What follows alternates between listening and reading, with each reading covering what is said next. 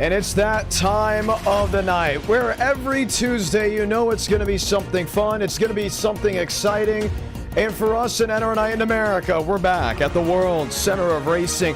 Just about a week ago, we were showcasing the ARCA car. We're showcasing what was new with the update and what happened. At the conclusion of round one, Kansas Speedway, everything went dark from the broadcast to the localized area that I'm currently in. Everything just went dark. And we said, well, we could back it up maybe with a stream on a Friday. Well, that couldn't happen. Media Week took reign from Wednesday to Sunday. I was from Indiana to Ohio to Michigan, back to Nashville, Tennessee to host a banquet before the Area Cup Series Round 2 at Homestead Miami Speedway just last night. So we decided to rack them, stack them, and try it again when the ARCA Menards Series takes center stage in NR Night in America. Now, how do we make tonight a little more unique from what we've had in previous nights? How do we make tonight a little more unique to what we had 2-3 weeks ago? Simple. We know the ARCA Menards Series as this Gen 6 stock car at Daytona. But at the same time, we also know the ARCA Menards Series for what it was in the 2010s. You see the Gen 4s race with them until ARCA mandated just the Gen 6 bodies. That then changed again as the ARCA East and ARCA West Series still allowed the Gen 4 bodies to race in those series. Now the Gen 4 bodies aren't allowed on super speedways, no, but we thought with tonight being a little unique and some drivers still waiting to buy the newer ARCA car, why not take the opportunity to allow drivers to race the Gen 6 and the Gen 4? Not just at Daytona, but how about at Nashville Fairgrounds Speedway? Quote unquote, as of this moment, Sonoma Raceway. And if the viewers really love ARCA and love this cross of Gen 4 and Gen 6, you see David Johnson running his Gen 4 stock car to the high banks of 3 and 4. Why not give them the opportunity to make it unique, make it interesting, and add that ARCA feel that really was a part of it in the 2010s. I remember watching ARCA. The most exciting part about that series to me was watching the Sinclair Gen 6 with Michael Self. But also you'd see a Gen 4 car there, and it was so cool, it was unique. And for that reason alone, we're going to do the exact same thing tonight. When we go to Nashville Fairgrounds Speedway, yes, for the second round, you will see Gen 4 and Gen 6. When we go to Sonoma, or maybe now Lime Rock, we're going to have you all vote on that.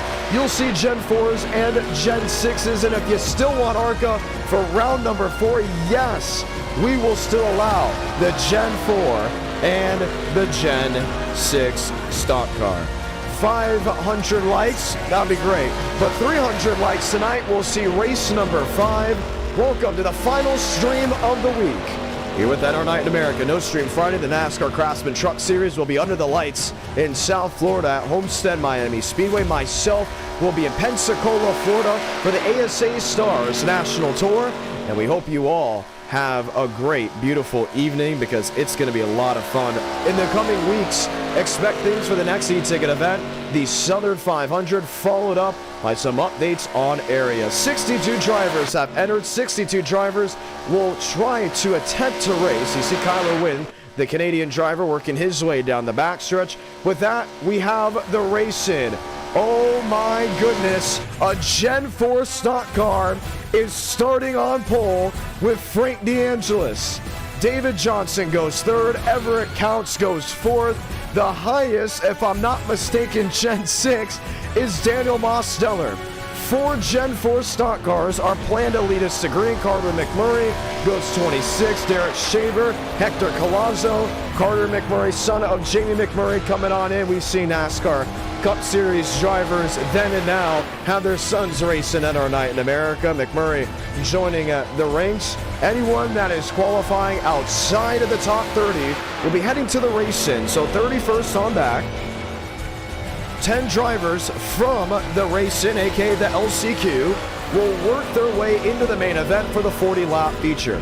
So think about it like this: 30 plus drivers, just 10 laps, top 10 advance. Everyone else heads to Nashville, Tennessee for the Nashville Fairgrounds Speedway, located just 2 miles from Broadway, about 12 blocks at that, and it is going to be a Gen 4 Fast 4. Let's go ahead and chime in with some drivers.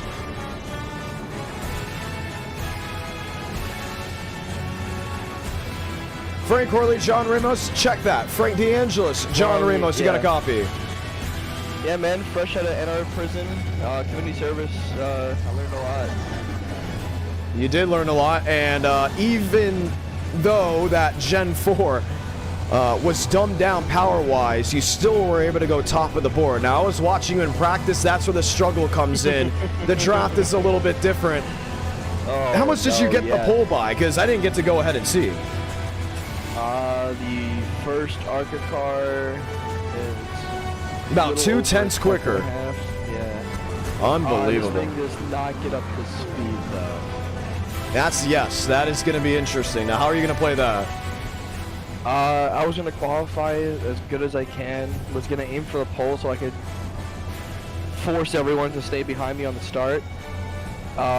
When I'm not running up front, my goal is to just start in the back and kind of Kyle Busch it, but not pass anyone, but just get up to speed. Because by the time I get up to speed in practice, I was already 2 seconds back. So I would have chose the ARCA car, the new one, over this one. Not a single Gen 4 is heading to the LCQ. Good news on there. We'll have to see how it is in the draft. Top 10 advance with the 10 laps. Are you bringing the Gen 4 to Nashville Fairgrounds? I have no idea if I'm going to race the fairgrounds, but if this goes well, maybe. If it doesn't go well, then we're going to have to bring up the backup. Yeah, we're going to bring up the Gen 6 body. I love the fact that we get to speak like this because you and I have both worked ARCA events. And this is actually stuff that people talk about for ARCA East and ARCA West. It's just all about saving equipment. It's on a tight budget, minimal mistakes. And we get to do it all on iRacing. Godspeed, you'll be leading us to green. Everyone else will be heading to the race-in, also known as the LCQ. Top 10 advance, left side of your screen, you see all 32 drivers ready to rock and roll with us. Even though that Gen 4 car was minimized to about 80% power, it still went top of the board, but in the draft, it's going to be a little interesting. Also, a follow-up, yes, all the races tonight will be seen with the ARCA Gen 6 and Gen 4, unless the viewers, yes you, want something different for round number 4. Well, it's a Ford front row for the race-in. These are the drivers that qualify 31st and 32nd. Shaver, Collazo, Kenyon there in his Cadillac with a Chevrolet to his right wing and William Schmidt. Walters, Johnson, Leclerc with Varez, Lambert, and Wolszak running out that top 10. Remember, 10 drivers advance out of all 32 that are lined up 2 by 2. Pace car makes a hard left onto pit road. It's ARCA night in America. Let's light the fuse from the world's center of racing.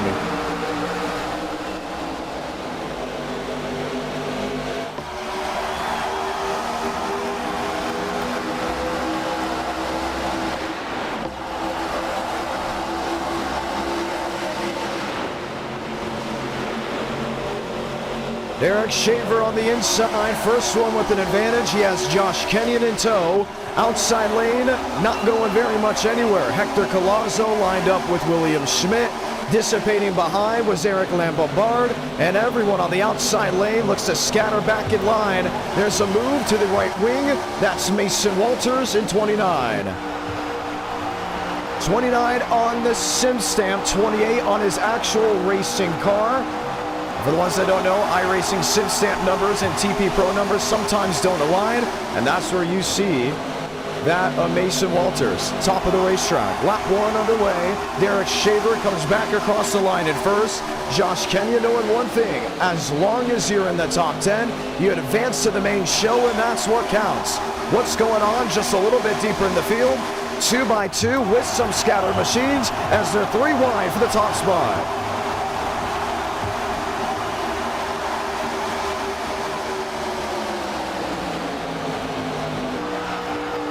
Riding on the rear, that's with Daniel Murphy. He gets just a shot from behind, 3x3, make it 3 rows deep. Keith Ingram on the outside lane, seeing one car get a little out of line. Not the 54, Collier. Derek Shaver leads lap number 2. And it's on from outside the top. Oh, trouble! One up into the air, that's Collier. William Schmidt gets tagged as well as they all scatter onto the apron. Caution will wave for the first time.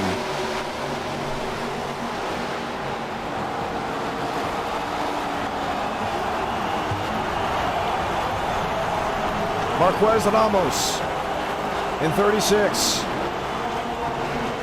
There's the damage to William Schmidt.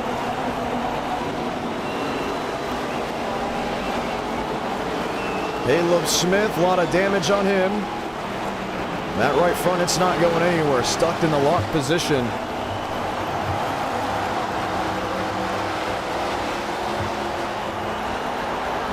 The dash was on. And for some drivers, they did not get to break out of it. Mason Walters went out there and led a lap. Involved in the disaster. Let's go watch a replay. 3 wide, and yeah, Schmidt just gets hooked by the Walters machine, and KO goes Collier. Right side's up on his Fruity Pebbles machine, goes well over the top side of the 97. Everyone else, the mass scatter onto the apron. Tyler Tinsley got a piece of it as well. Oh, and just got nailed in the side. Well, what's great about the ARCA Menards Series and the drivers that we have here, they love playing the theme from the teams that race. Tyler Tinsley said if he wrecks out at Daytona, he's going to show up to Nashville Fairgrounds Speedway with a duct tape number because he only has one car to work with. William Schmidt said the same thing. If I wreck out at Daytona, I'm going to have to bring the Gen 4 out. And now we have the opportunity to speak to those drivers and hear exactly what they have to say to see if they can make the Nashville's Fairgrounds Speedway race. Schmitty, John Ramos, this has got to be a crazy blow to yourself. You got a copy. You know, it's honestly my fault for being here. It really is. I don't know what happened. He just turned me straight up. You only have one Gen 6 to work with. Are you gonna have to bring the Gen 4 out for the fairgrounds? Yeah, I mean, luckily I bought a well-known car from Bobby Hillis Jr. It's the Camry. Really? I personalized it a little. I slapped it's normally the number 0. I put a .79 next to it. Oh, so my it's the goodness. 0.79. Oh my gosh. So yeah, we're gonna roll out there with that and see what we can do. But let's see, we got 9.5 minutes. I'm surprised it's not required. The thing's pretty skewed, so we might still have a shot. But no time to get it repaired for Nashville though. Got some crazy wrecks deeper in the field. Wyatt Tinsley. I keep saying Wyatt Tinsley. Tyler Tinsley involved in the incident. Saw him flying around in front of me there in turn 1. Very much did. All right, well, we hope you can get a car ready to go for Nashville. That Gen 4, we know the Gen 4s are right now hot on the super speedways. Still unknown for the short ovals. Good update that you are okay. Gonna check in here with Wyatt Tinsley. If I say Wyatt Tinsley one more time, we're gonna have a problem. Tyler Tinsley and I were watching shows last night, and I keep calling him Wyatt. We do know Wyatt Tinsley, e-ticket winner and Enter Night in America. Tyler Tinsley, John Ramos, you got a copy.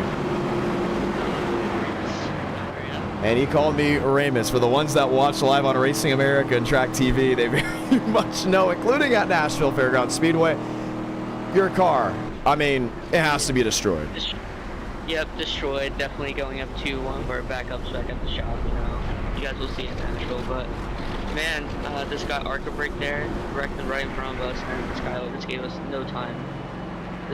And then we got hit by like a white car, like going like 160 when there's like a pile of cars in front. Man, I don't know how you do that.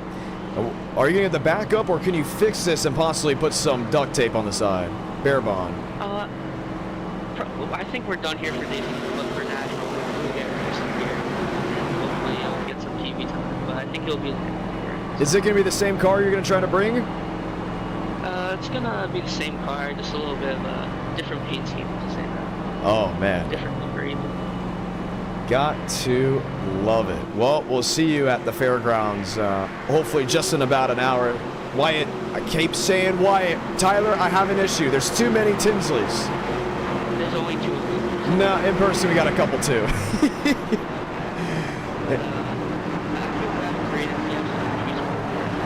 For those 2 laps, we actually had some momentum going, but we got people who were looking not to drive, so we'll move on. Yes, they will. That was Tyler Tinsley involved in the incident. Once again, 5 laps to go in this race. Will come down to 4 laps of a shootout. Gonna say it again. Top 10 advance to the main event. The Fords are back on the front row here at Daytona. We had League Night in America just Monday evening. This Tuesday evening brings us ARCA Night in America as a part of NR Night in America. And this will be the final stream of the week, as this Friday will be the NASCAR Trucks Series at Homestead Miami Speedway, live on Fox Sports 1, with myself headed to Pensacola to work the ASA Stars National Tour race at 5 Flag Speedway for the Sunshine State 200. We'll be conducting pre-race and calling the action over the PA. The week after that, I'll be at Shady Bull for all the fun sportsman action. And the following week after that, the ASA Stars National Tour will be heading out over to Dominion. Will be there as well. 2 Fords lined up, front row, 4 laps. That's what's left in this race. Top 10 advances. We're back underway.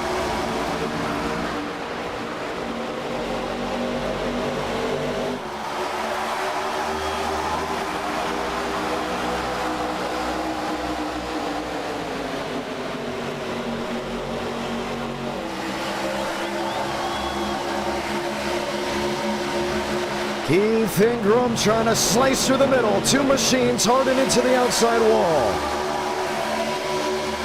Cody Meadows, Damian Vega. One gets it backfired. That is Meadows. Vega forced to go ahead and bring it to pit road. We stay green. Eric Lambombard with the Cadillac. Just behind, a Cadillac has never won a race in NR Night in America. 2 sliding down through the grass. Ryan down pit road. And I believe it was Miller in 64 with the pro number of a 97.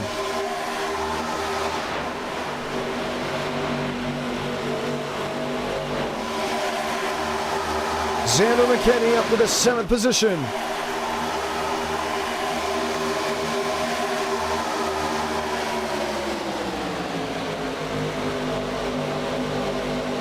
Galazzo on the inside lane, pushing that of Derek Shaver. Tyler Clare on the outside, now pushing Josh Kenyon. Kenyon has always ran with Team Chevrolet. The opportunity to bring a Cadillac to Daytona, said, let me ride it. He leads sideways, just in front of Leclerc. Kenyon saves it, Leclerc doesn't, and they tear him off to turn 1.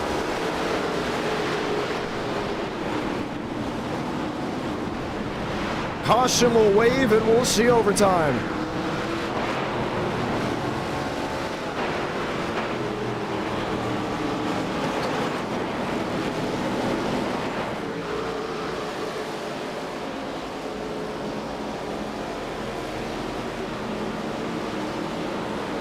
Man, oh man, there's the damage on the number 5 machine.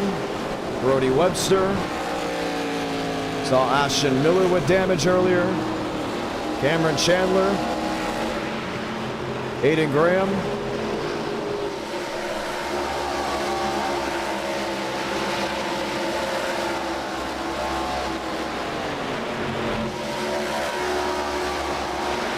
Look at the damage on Hector Collazo.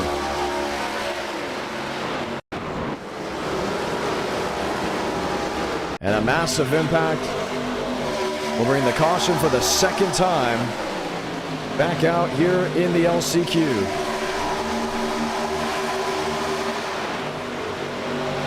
Let's watch back, take a look. Kenyon 27, Leclerc 33. Who started what? Kenyon comes down, and Leclerc is the first one that bites the right rear. And I don't think Josh got stable at all when he came down the racetrack.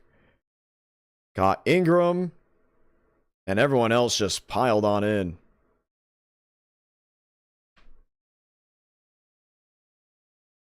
There's the damage from Derek Shaver.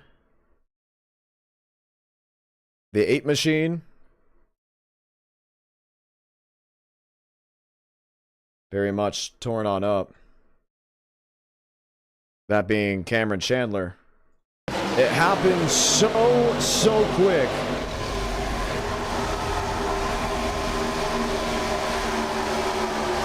There was really nothing much that could have been done.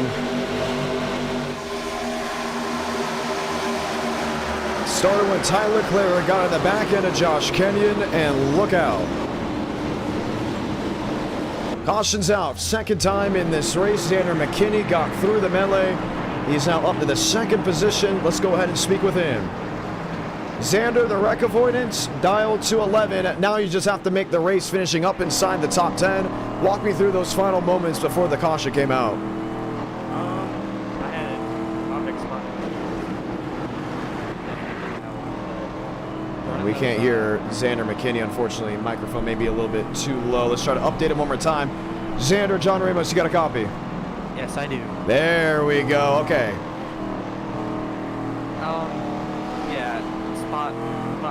Sorry, I can't talk today. Mavic was spotting for me, so he was a big help in getting me through that wreck. But running those new ARCA races at Talladega this week definitely been a big help in getting me through these wrecks. Well, you got an opportunity to finish up inside the top 10. Looks a lot better for yourself. Matter of fact, William Schmidt, who looked to be out of this race, is now back in 7th with an opportunity to race his way in. McKinney, good luck on that. A lot of racing left to go on the night. Not too much left here in the LCQ. It's been wild nonetheless, and we'll get ready for a restart, as the one to go will be coming out next time by. So McKinney in 2nd, Eric Lambombard in 3rd, you got Daniel Murphy in 4th, Andres Tavares in 5th. Pit road is gonna be still crazy. Zayden Cortinez, Cameron Chandler, these are the drivers just wanting to get back on the speedway. Tyler Leclerc all junked up on the nose. Damian Vega, you saw his incident just on the restart. He looks to be in deep trouble. Drivers out of the race: Collier, Ramos, Tyler Tinsley, with Walters, Johnson, Comstock, Webster not able to continue. So we'll get the one to go this time by, and we'll see who the 10 drivers are that advance into the main event. Always fun chiming in with drivers, always fun hearing what they have to say. And we've seen some wild things. Let's chat with Cody Meadows. Meadows, John Ramos, you got a copy? Yes, sir. All right. You're in for now. What can you do to keep those drivers behind? Well, yeah, I could just pray to God I can make it to the finish line. That's the main goal. As far as the ones behind, pray they don't go through me. We got 2 laps to go ahead and make sure you find your way into the main event. Good luck. That's Cody Meadows as we'll get ready for yet another restart. This is just for the LCQ. The main event will be at the conclusion of this race. You're watching NR Night in America live on the IDK Player YouTube channel. I'm John Ramos, the voice of NR, broadcasting live from our studios in Nashville, Tennessee. ARCA Night in America, that's what's a part of this Tuesday evening.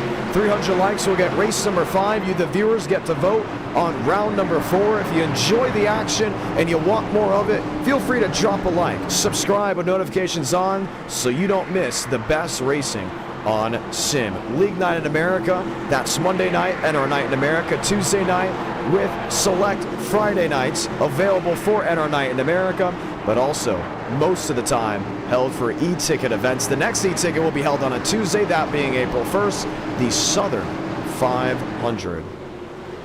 And it will be the 28th e-ticket event. Daytona is always a lot of fun. It's very exciting. You never know what you're going to get. It could be caution free. It could be yellow after yellow. 2 laps to go here in the LCQ.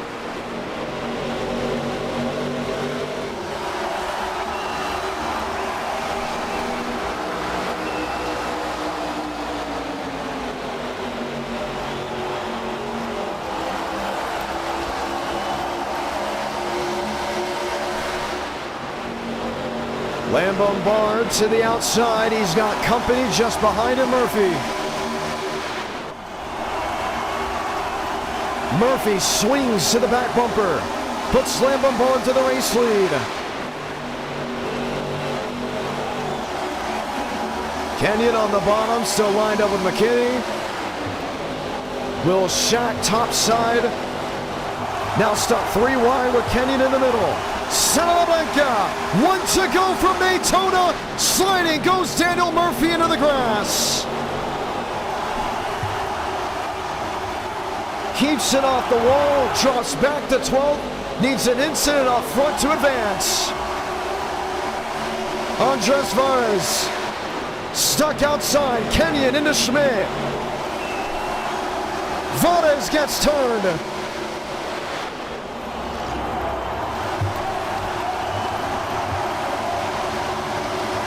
Will Shack, the race leader. They're side by side for 2nd and 3rd. And the question will be who advances. Josh Kenyon in 10th. 2 by 2 just in front of him, and off turn 4. Will Shack with his Toyota Camry will win the LCQ. Zayden Cortines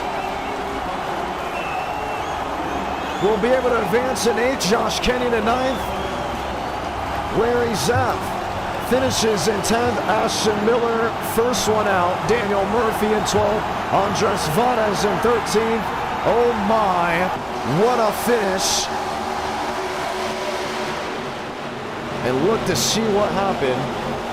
This coming down to the checkered, let alone coming down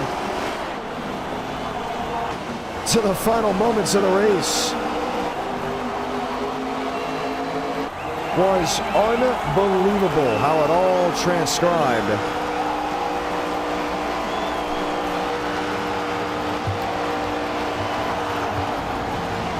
Watch on board with Varez.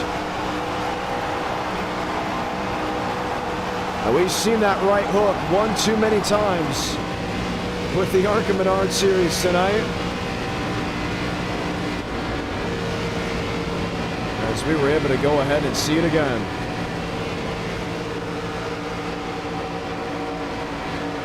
And it wasn't done there. You see William Schmidt, he got tagged by Josh Kenyon.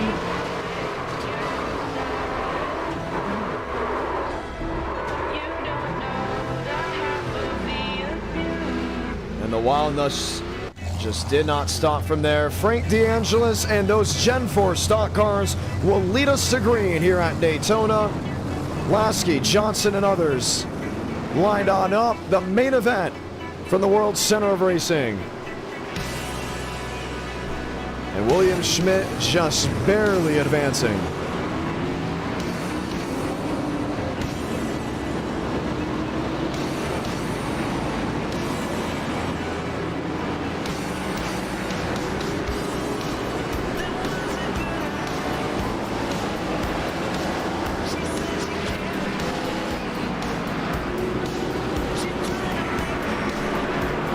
Gen 4 stock cars, all the rest of them being the Gen 6 machines. On single car speed, they were quick. But in a pack, that's where some go ahead and question.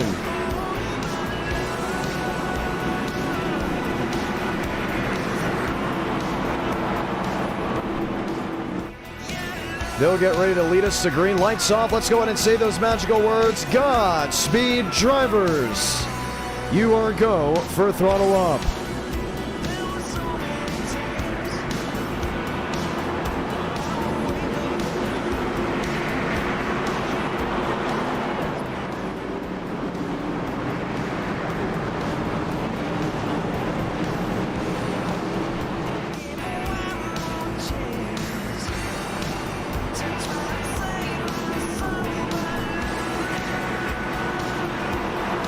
This is ARCA Racing at its finest. The mix of Gen 4, Gen 6, still allowed with ARCA East and ARCA West. Not allowed on the super speedways anymore, but it was at one point. We would like to bring that back with tonight's sim racing action. DeAngelis in 69, Lasky in 46, like the fuse from the world center of racing.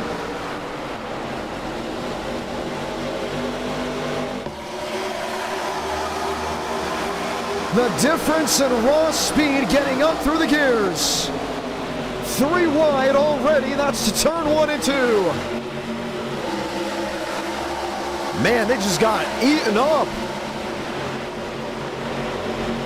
And Daniel Mosteller will lead the field down the super stretch. Frank Horley first bite to the outside. He's got Kyler Wynn stuck nose to tail.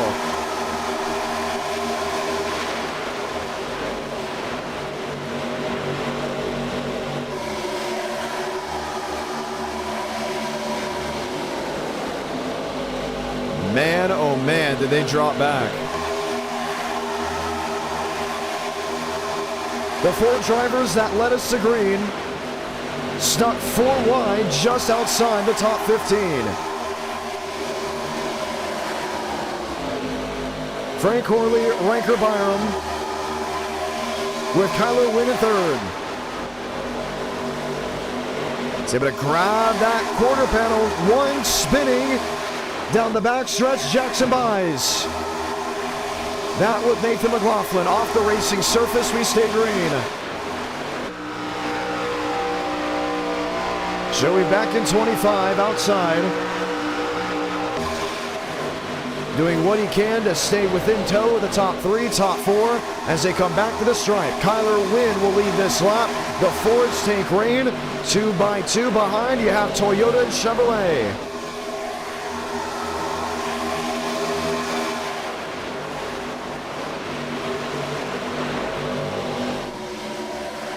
And all the questions, should we say, that continue to arise were the Gen 4s. There's one sliding to the inside, knocked Steinmeier, and was off the nose of Dakota Lasky. A lot of single car spins inside. And Lasky just got the quarter panel on that 23. Drops back, still mostly 2 by 2, all behind the Kyler Wynn 2. Mosteller, if you look back on the start, quickly went to the apron as the Gen 4 cars have already shown to be a little slower getting up to pace on restarts. In single car speeds, a lot quicker than the Gen 6, but within the turbulent air and in the trap and just getting from 2nd to 3rd to 4th gear, that's where the Gen 6 has the advantage. Win, Horley, Byram, slam goes Horley below the WO line. Comes back up across the speedway. Heavy damage to the right side of Daniel Mosteller.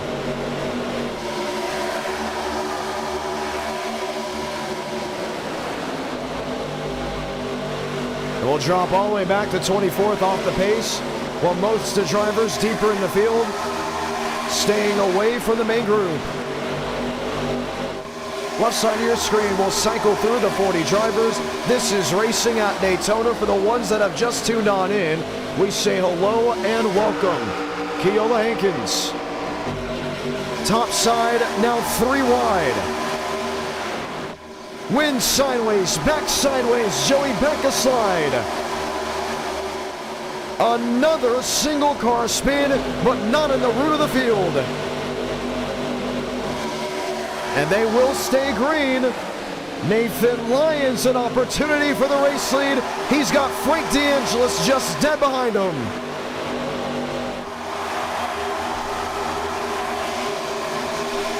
Stunning Gen 4 versus Gen 6. Listen to the difference. Whoa, trouble! Kyler wins sideways, Frank DeAngelis in the wall, and that will bring out the first caution flag.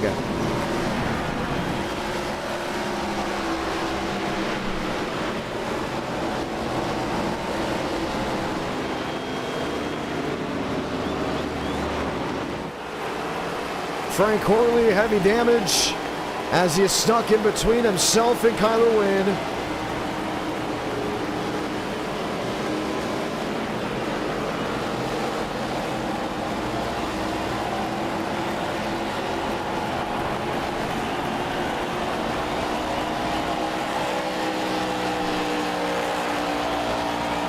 And quickly things went wrong. Let's watch a replay. Oh man, the 21.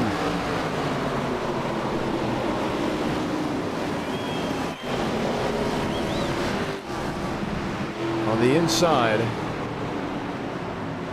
And that was Jackson Byes.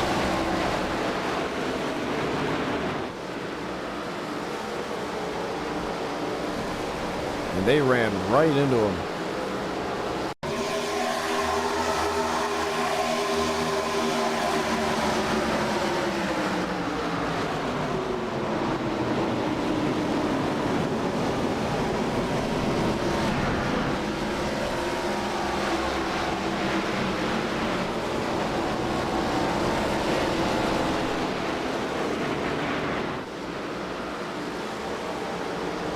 Jackson Byes, he's racing a couple e-tickets, and I would say the admin group may not be allowing him back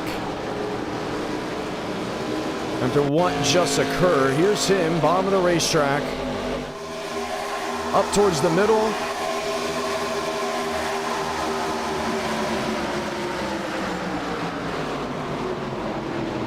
Do you want to fully blame him for it? I mean, he was there. You saw Nathan Lyons, the last second move out of the way, which was the big surprise. The driver sitting behind it. We've seen guys do this before. What they'll do is they'll see the lap machine dead ahead of them. They'll wait, and the second they make a move up top, the driver sitting second and third can't see them and run right into them. I think back to the Nationwide Series race. We had Parker White leading. Last second move, Nathan Lyons. And Frank just didn't see it coming.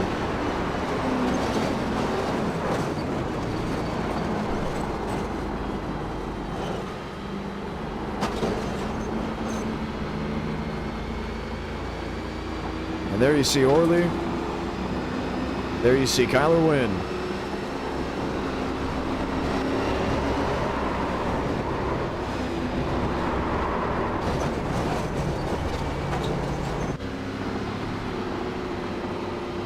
And I don't think Frank DeAngelis, we've seen this before, not very pleased with Nathan Lyons.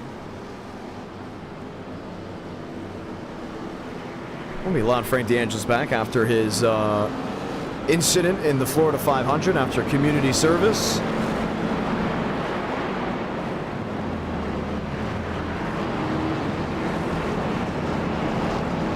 Currently wheel to wheel with the 6 machine.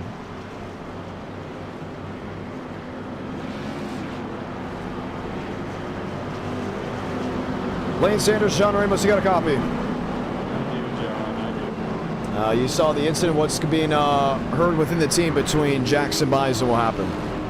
I told him he should have said something, but also he did the right thing by holding his line. He didn't move over at all. Jackson was saying that Nathan was holding the bottom until the very last second because he had Frank pushing him. But at the same time, it's like... And that's what I see here. At the same time, you know, but the only thing is, the question we have to ask you is, do we know why he was running at a slow pace? He was in a wreck. He was in a wreck lap 1. He got hit on the back stretch. And he was trying to just running around. Okay.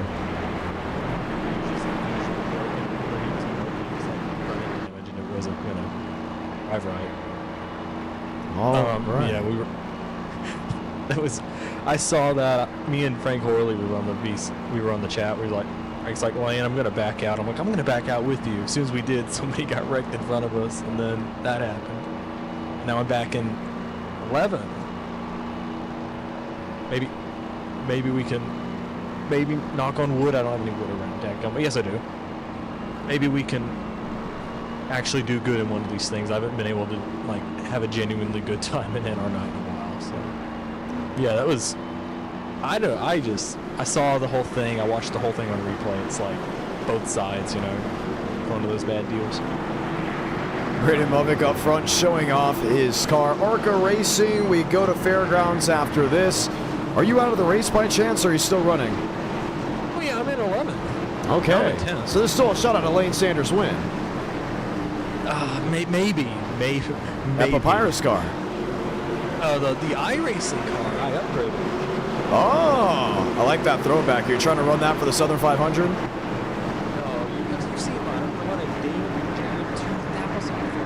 Ooh.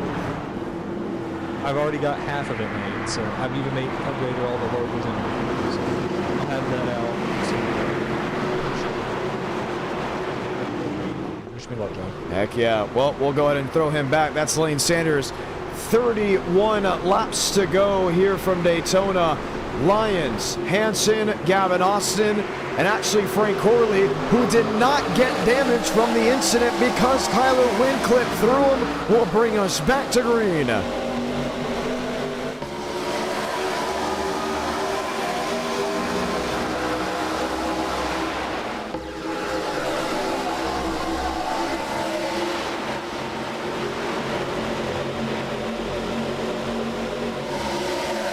Zaff up to 5th. Movick up the 6th. Cartledge, Steinmeier.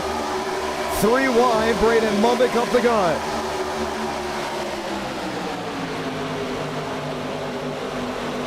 First time Asher Hansen has led all year, but he's got Jumpman behind him and Max Steinmeier.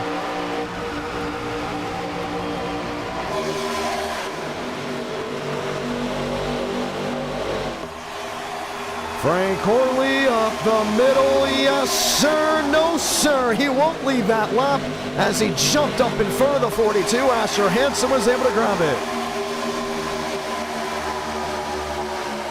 Lyons back to 5th, White back in 6th, McLaughlin, Lambombard, Chad Hornish, Gavin Austin, that being the top 10. You see them sliding, shuffling deeper in the field. Movick 3 wide top. Company there with Matthew C. White.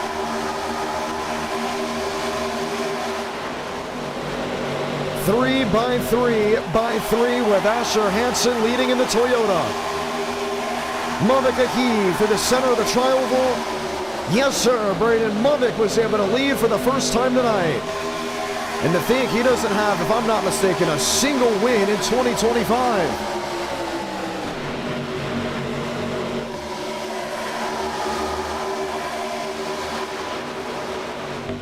Daniel Mosteller, after his spin, was able to get it backfired. He's towards the tail end of this main group. Actually, top side, you see him in the gray, 87. 4 wide, Frank Corley, and he was able to make it work. Corley in 22, new race leader. Matthews, oh, trouble! Max Steinmeier around just off turn 4.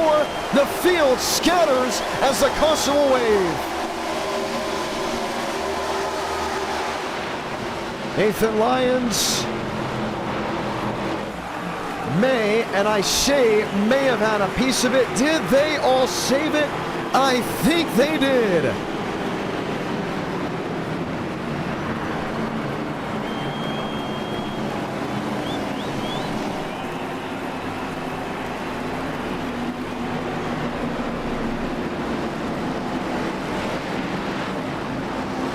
Looking for drivers may be involved in the incident.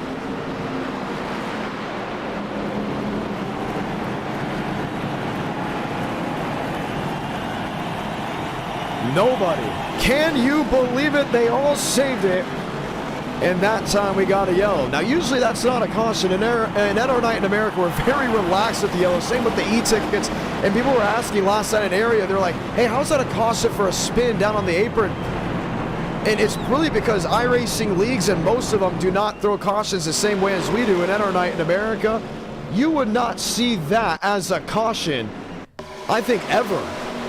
Only reason it was mainly because we all thought the field was going to come apart.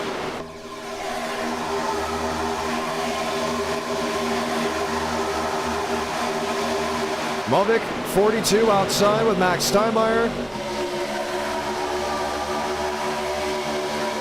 And he hit him square. That's the weirdest part. We did have a one spin down into the inside wall from the looks of it. And that was Larry Zarf. Larry Zapp, excuse me.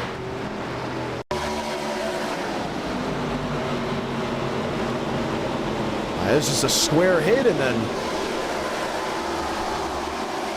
next thing you know, around goes Max Steinmeier.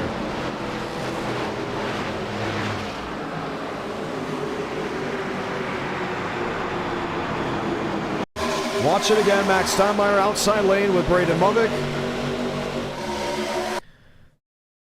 And already the hits, you can see it sliding. The nose is sliding from the 42. The rear end is sliding on the 23.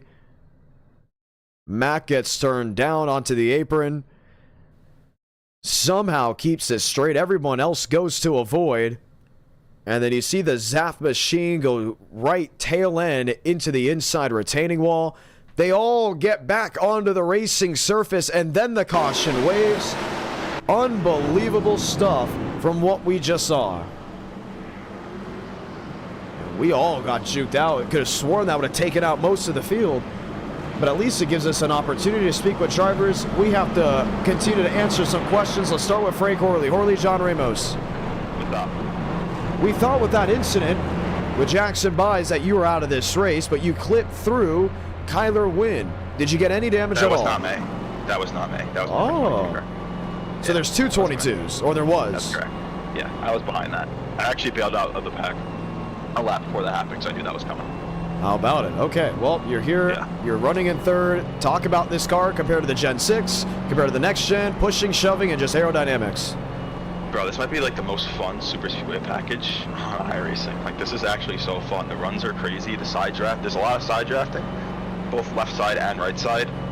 You saw that 4-wide move I made? Like, that was pretty crazy. Like, the runs are crazy. Like, this is a lot of fun.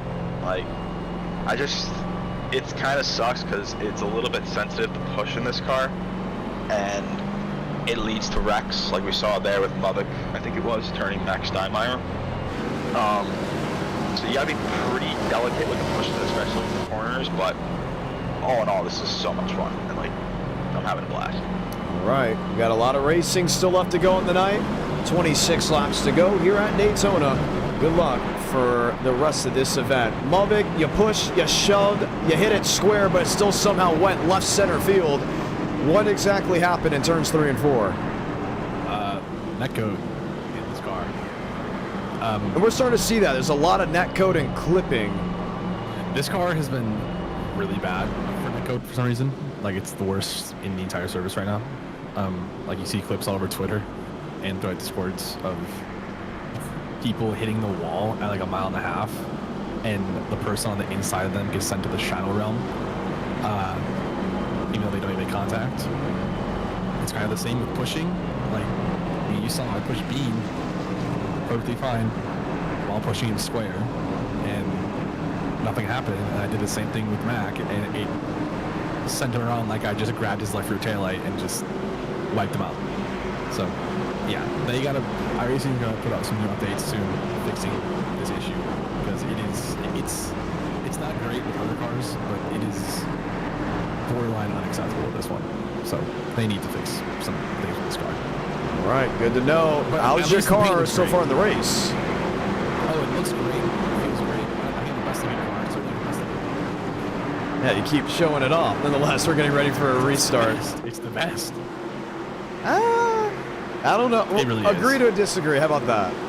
False. 25 laps to go from Daytona. Braden Movick very proud of his paint scheme as we're back underway from the World Center of Racing.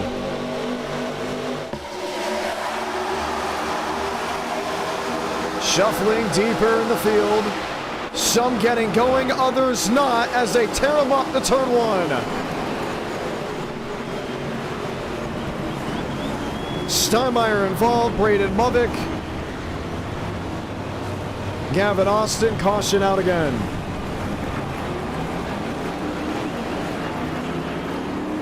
And it almost looked like one driver did not get going, and that was it.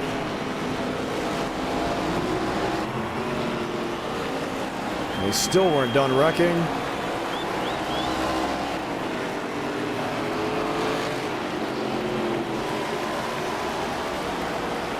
Man. What happened? Watch back. Everett Counts there in the Gen 4. Couldn't get going because the transmission being completely different to that of the Gen 6.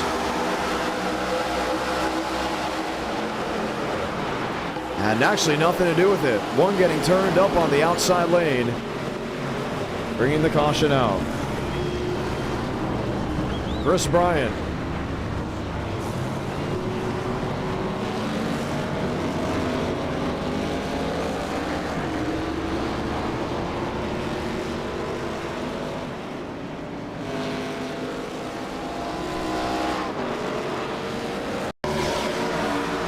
Watch Bryant in his number 18 machine.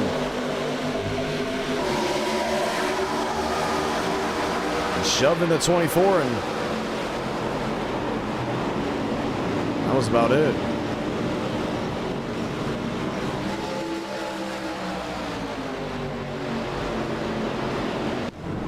Caution waves once more here from Daytona. Someone's going to be heading to victory lane,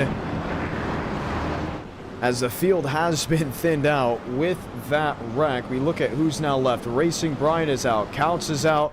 Heavy damage to the Braden Movick 42. Let's go ahead and chime in with Braden to hear what he has to say. No, that opportunity will not be happening. No, yes, I think it will. Braden Movick, is that the nicest looking car on track now? Not anymore, John. It's the best looking piece of scrap metal I've ever seen, though. Well, it will be racing at Nashville. That is a good thing to go ahead in here. Let's talk to Everett Couts. Couts, John Ramos, you got a copy? I got you. The Gen 4, fast in qualifying. You made the show off it. How tough is it to get through the gears with it?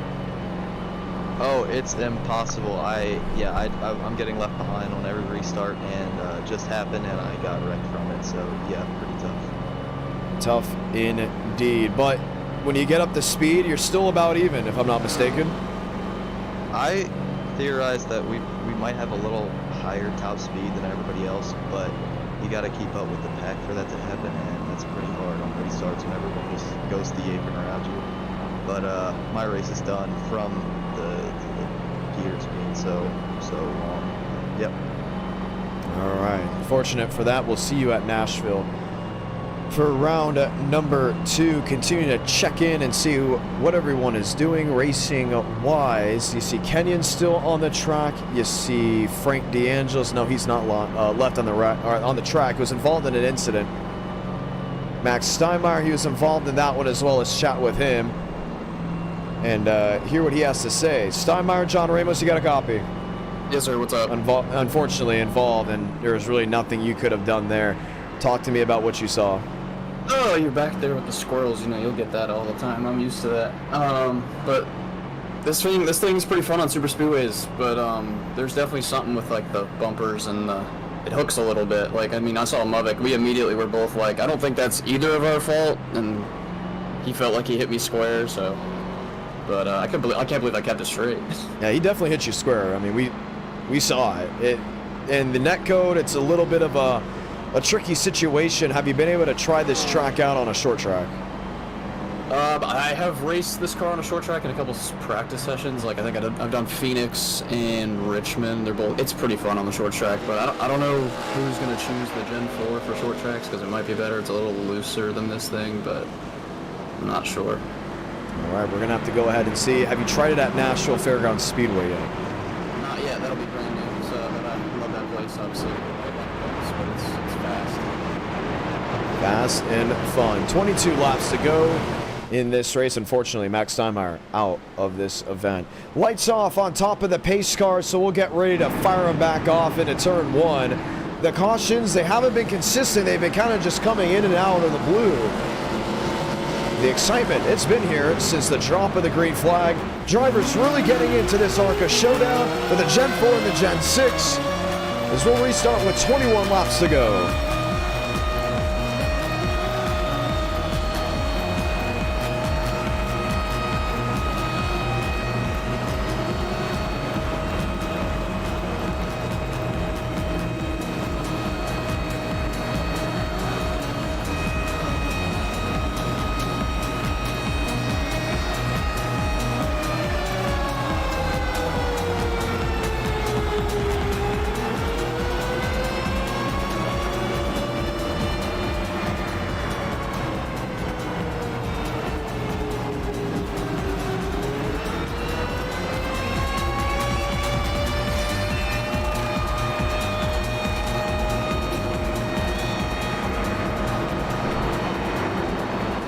2x2 down off turn number 4. The excitement, the speed, the uncertainty has been center stage for quite some time. Time to dance once more from Daytona.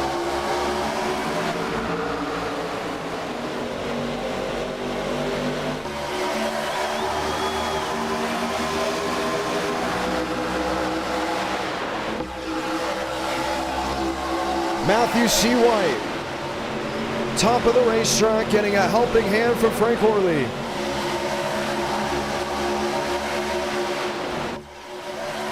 Two by two, nobody swinging 3 wide just yet. Now there is. That of Josh Kenyon in the middle with Joey back to his bottom.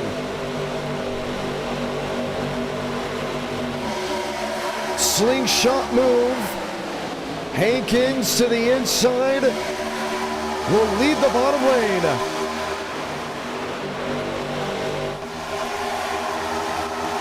Richard Cheery on the scene, 3 wide again, this time with Sean Rowe. Rowing back. The Toyota Charge, the turn 1.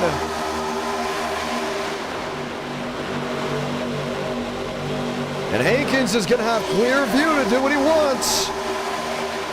Sits with the bow tie on the bottom. Josh Kenyon, the Cadillac, jumps to the middle with Nathan Lyons.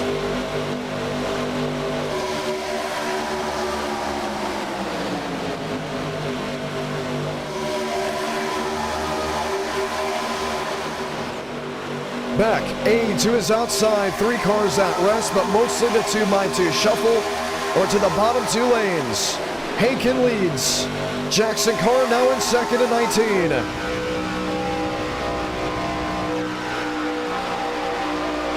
And oh boy, Frank DeAngelis. Check that, Frank Horley, not going anywhere. In that 3rd position, Sean Rowe back to 4th, Cody Meadows in 5th. Josh Kenyon up a spot, trying to get 2 at that, finds his way into the top 5. Couple stragglers deeper in the field that have lost the draft. But so far, 19, maybe just 20 running in this pack with Xander McKinney. And add an extra one to it. Lasky, Riker Byram, needing some type of push.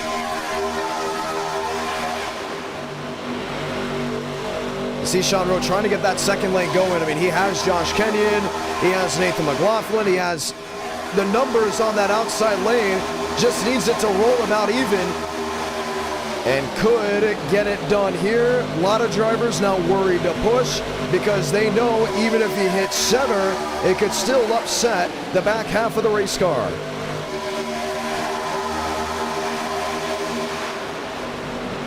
"17 laps to go from Daytona, and now a Toyota leads in Sean Rowe. PBR top of the board.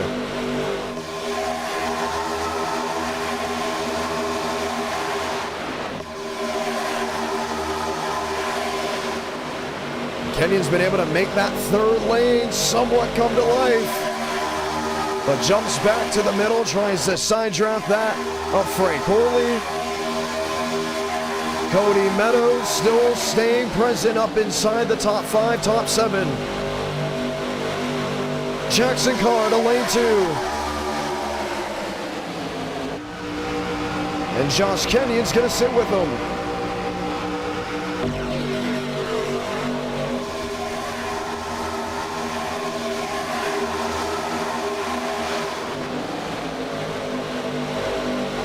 Kenyon looks one way, maybe thinking about looking another.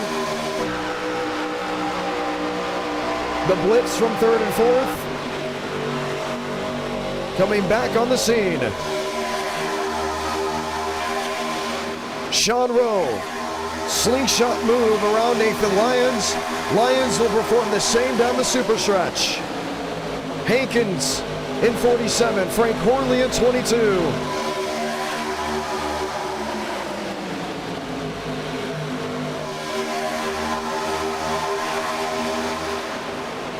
But they're all going to have to find their way around Jackson Carr. Multiple times has taken the race lead in events, but mostly known for starting on the pole in e-tickets.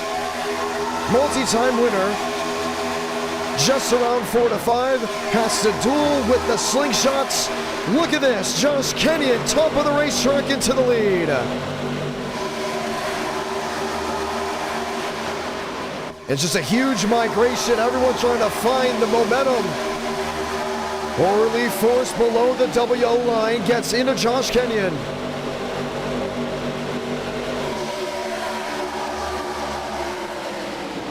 And all that did was stop the inside lane maneuvers. Kenyon, no helping hand, stuck in the middle. Oh, sliding, spinning. Joey back. Was able to save it. We stay green. But a hefty amount of damage on that 25 with the right side. We'll need a caution to get it fixed.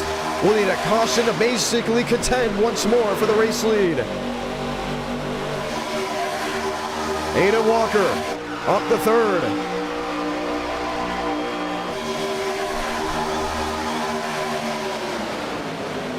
Nathan Lyons in the middle.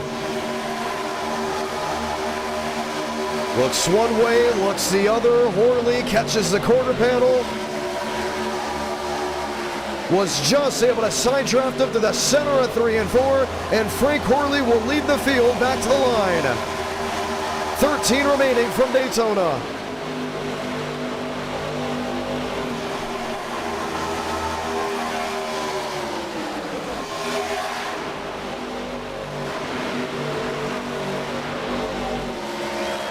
Lap traffic just in view. DeAngelis in the Gen 4 machine will be the first one swallowed up. He's got Josh Kenyon just in the mirror.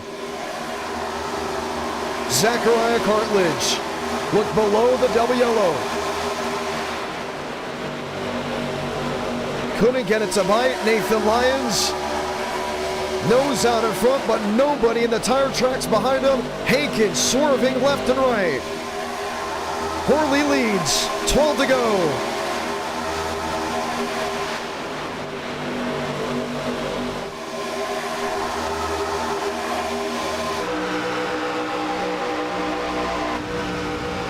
Matthew C. White able to slingshot pass into 1 and 2. David Johnson up and out of the way.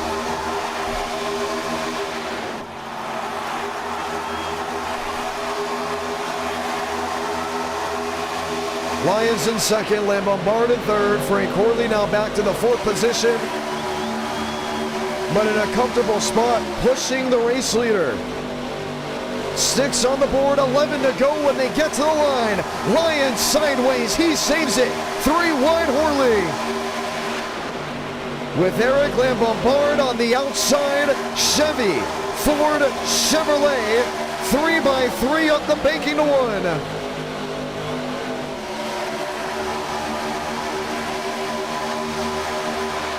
Desperation mode setting in, but still with a good, decent amount of laps left. And I think we've heard this quote before. Actually, should I say maybe you haven't, because I heard it as of recent. To finish first, you must finish first. Think about it. Some with that mindset, others trying to lead now with 10 laps to go. It's a cluster of who wants to be where, what, why, and how. With the closing laps of the ARCA machines at Daytona.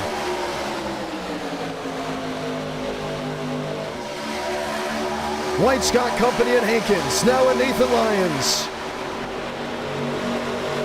Lambombard has Sean Rowe, bottom of the speedway. Horley can switch to the middle. But too much breathing room in between him and what was the 47.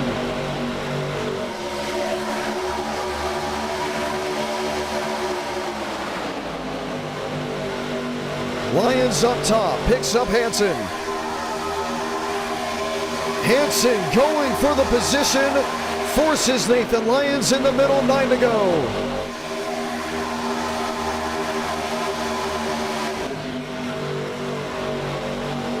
And now, who can find a way around that 22?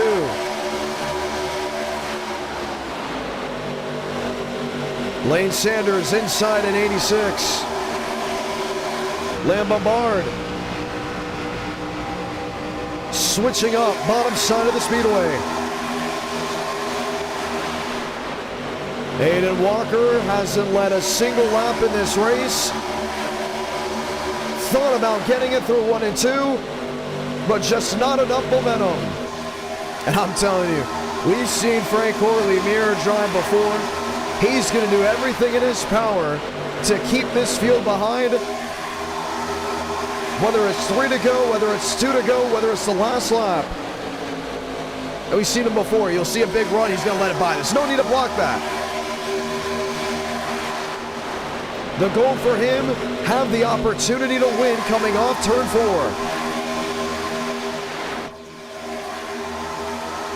Inside lane dissipating, outside lane coming together. McLaughlin swings to the bottom. And who's going to be on the scene soon in that Chevrolet? It's Jackson Carr. Does nothing with them, throws it 3 wide, and McLaughlin takes the gamble that won't pay off.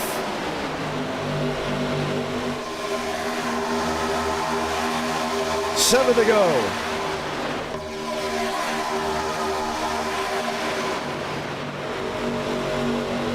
Outside lane thundering. Asher Hansen, Matthew C. White, Josh Kenyon,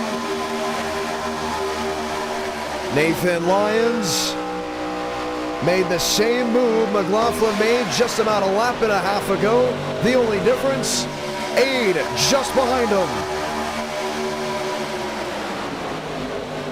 Horley to cover bottom. Blocks off the Cadillac. White and Hansen. 3 wide, 6 to go.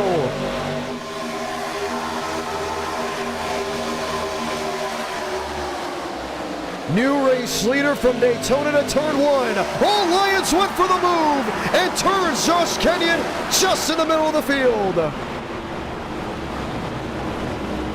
Caution will wave with 6 laps to go. And a restart will commence. Heavy damage to Jackson Carr.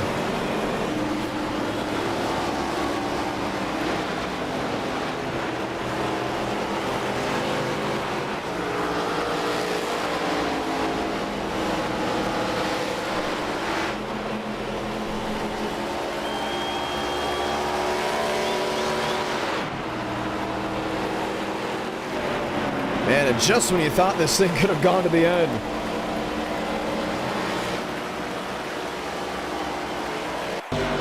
The wildness breaks out. Watch once more. Watch Nathan Lyons. And that may have been on Josh. I mean, we have to see it in a slow mode.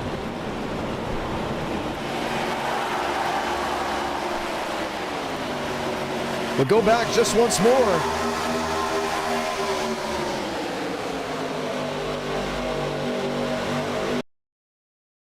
Lyons goes for the move, but he did clip the 27 at first in that left rear. You can see it. Goes inside. And then you see Kenyon coming down. Did he clip him right here? That's going to be the big question from an L1 or being the race leader. Nope, that's about even. And the question will be, did it upset the race car? You see a little bit of a hit. And then a turn back center of the field.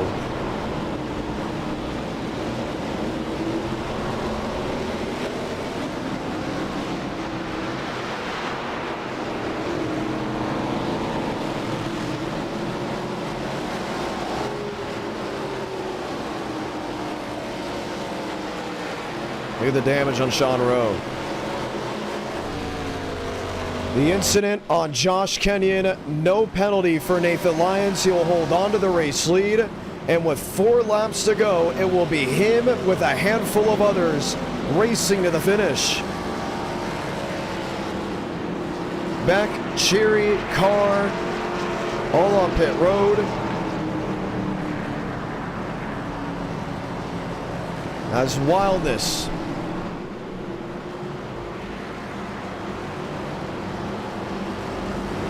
has taken over, and Josh Kenyon, you can see in the live chat, been talked about a lot throughout this race, throughout the racing as well.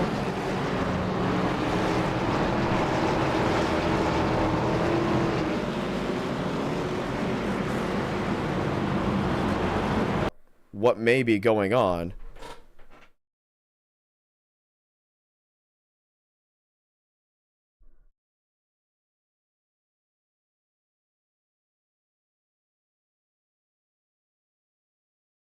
And we believe we are back. Not exactly sure what just happened, but we may have just lost the racetrack. So we're going to be heading back. We're going to bring it back to our studios in Nashville just for the moment. But yes, somehow, some way, iRacing did go ahead and crash from what we are seeing. So no worries just yet. We're going to delay the green so we can go ahead and get our answers. But yes, we did, I believe, in theory, just lose everything we had. Unless that may be changing, not exactly sure what just happened. And we'll wait just for the moment.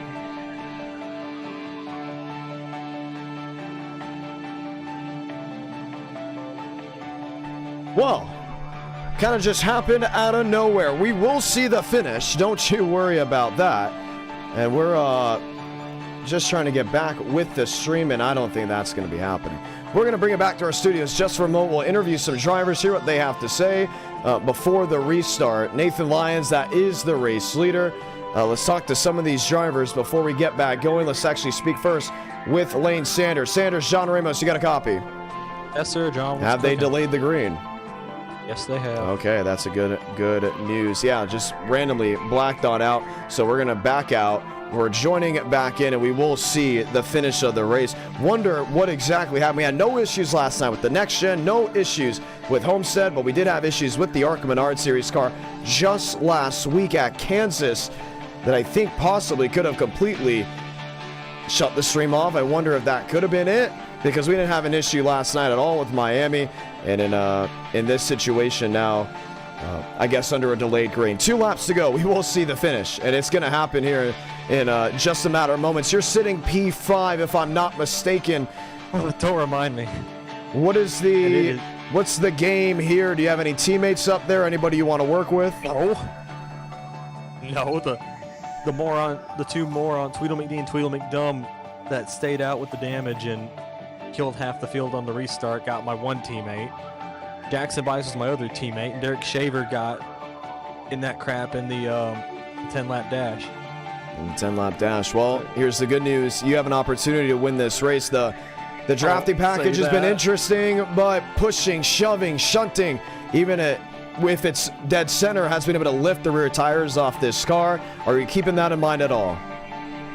I'm keeping in mind I don't want to break the nose of the car off, so I've been light with the pushing. I've just been unusual. I know. I'm normally a really big pusher, but I've seen I get some practice, and then when I would get to people, it would just straight up rip the front bumper off the car. For the ones that are wondering, it is not a PC issue. This has only been happening with the ARCA car, so we're keeping that all in mind. Definitely not a PC issue. All the testing with all the other cars has been pretty good. We're coming on in. We might be able to go green this time by. So because of that, we're going to get ready to rack them, stack them just once more. We could be coming to green at this time, if I am not mistaken, depending on if we can get those overlays. And we're going to possibly go next time. We're going to go next time so we can go ahead and do it all right and get it all lined up, fired off in the right direction. You're sitting 5th. Inside lane, the temperatures have cooled off. That means the speeds have been a little higher. Any game plan at all? You seem to just be hoping and praying. Well, John, I'm gonna be, you know me being brutally honest. I'm about to be brutally honest. I'm looking at this. Looking at my top 5 here. I only trust one of these people. Who's that?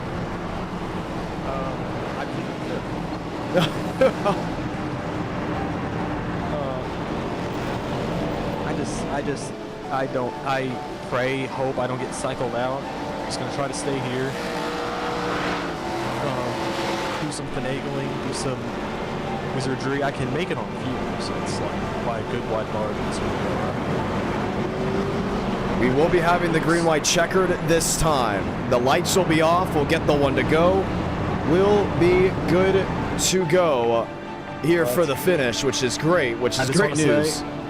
I just want to say, John, I'm not going to say you have the commentator's curse, but every time you like interview me in one of these big moments, something bad happens. So, Chad, if I end up on my lid, you know, on is it showing checkered for you, or is it showing 2 to go? It's showing GWC 1 to green. Okay, so good to know. We'll keep that in mind with the left sides. A little bit skewed, so we'll get the overlays back on and updated. Do know it is 2 to go. We're going to keep that all in mind. So we'll get the 2 to go this time. Mine may say checker top left, but it is going to be a run to the finish.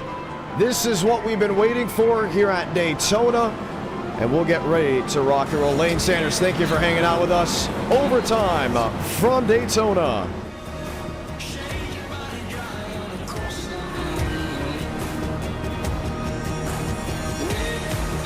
As we see the 1 to go.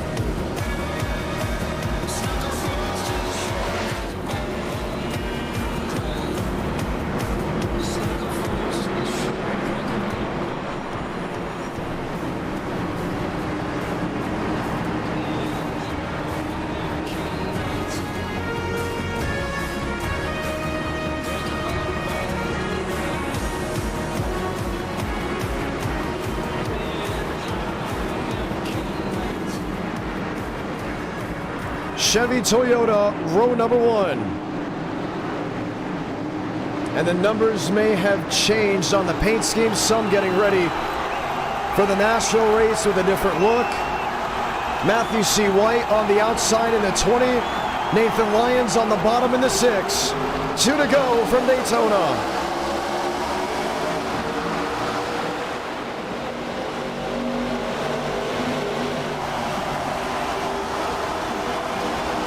Once again, the update. Overlays say checkered. It is 2 laps to go officially with the race.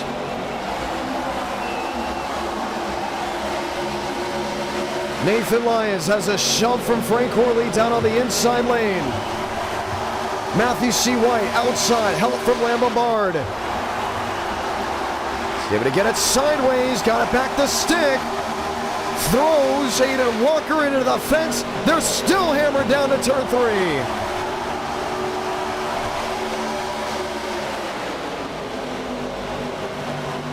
Horley a shove from Sanders. Gets jolted out of line. Salamanca, 1 to go for the world center of racing. Zachariah Cartledge goes around, that's in the tri-oval, the race for the win. Aiden Walker, 93 on the bottom. Matthew C. White at 20 on the outside. Shoved in the wall goes McLaughlin. Around Lane Sanders with Xander McKinney. Aiden Walker thrown into the outside wall. Horley as well up the nose of Nathan Lyons. Riker Byram shoves him around with the 77 in the wall. West Texas will not see victory lane. Ma Stellar is going to close out a victory in Daytona. What just happened?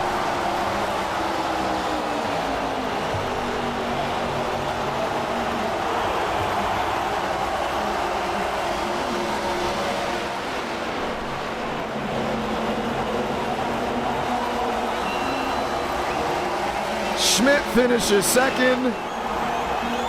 Byram comes home third.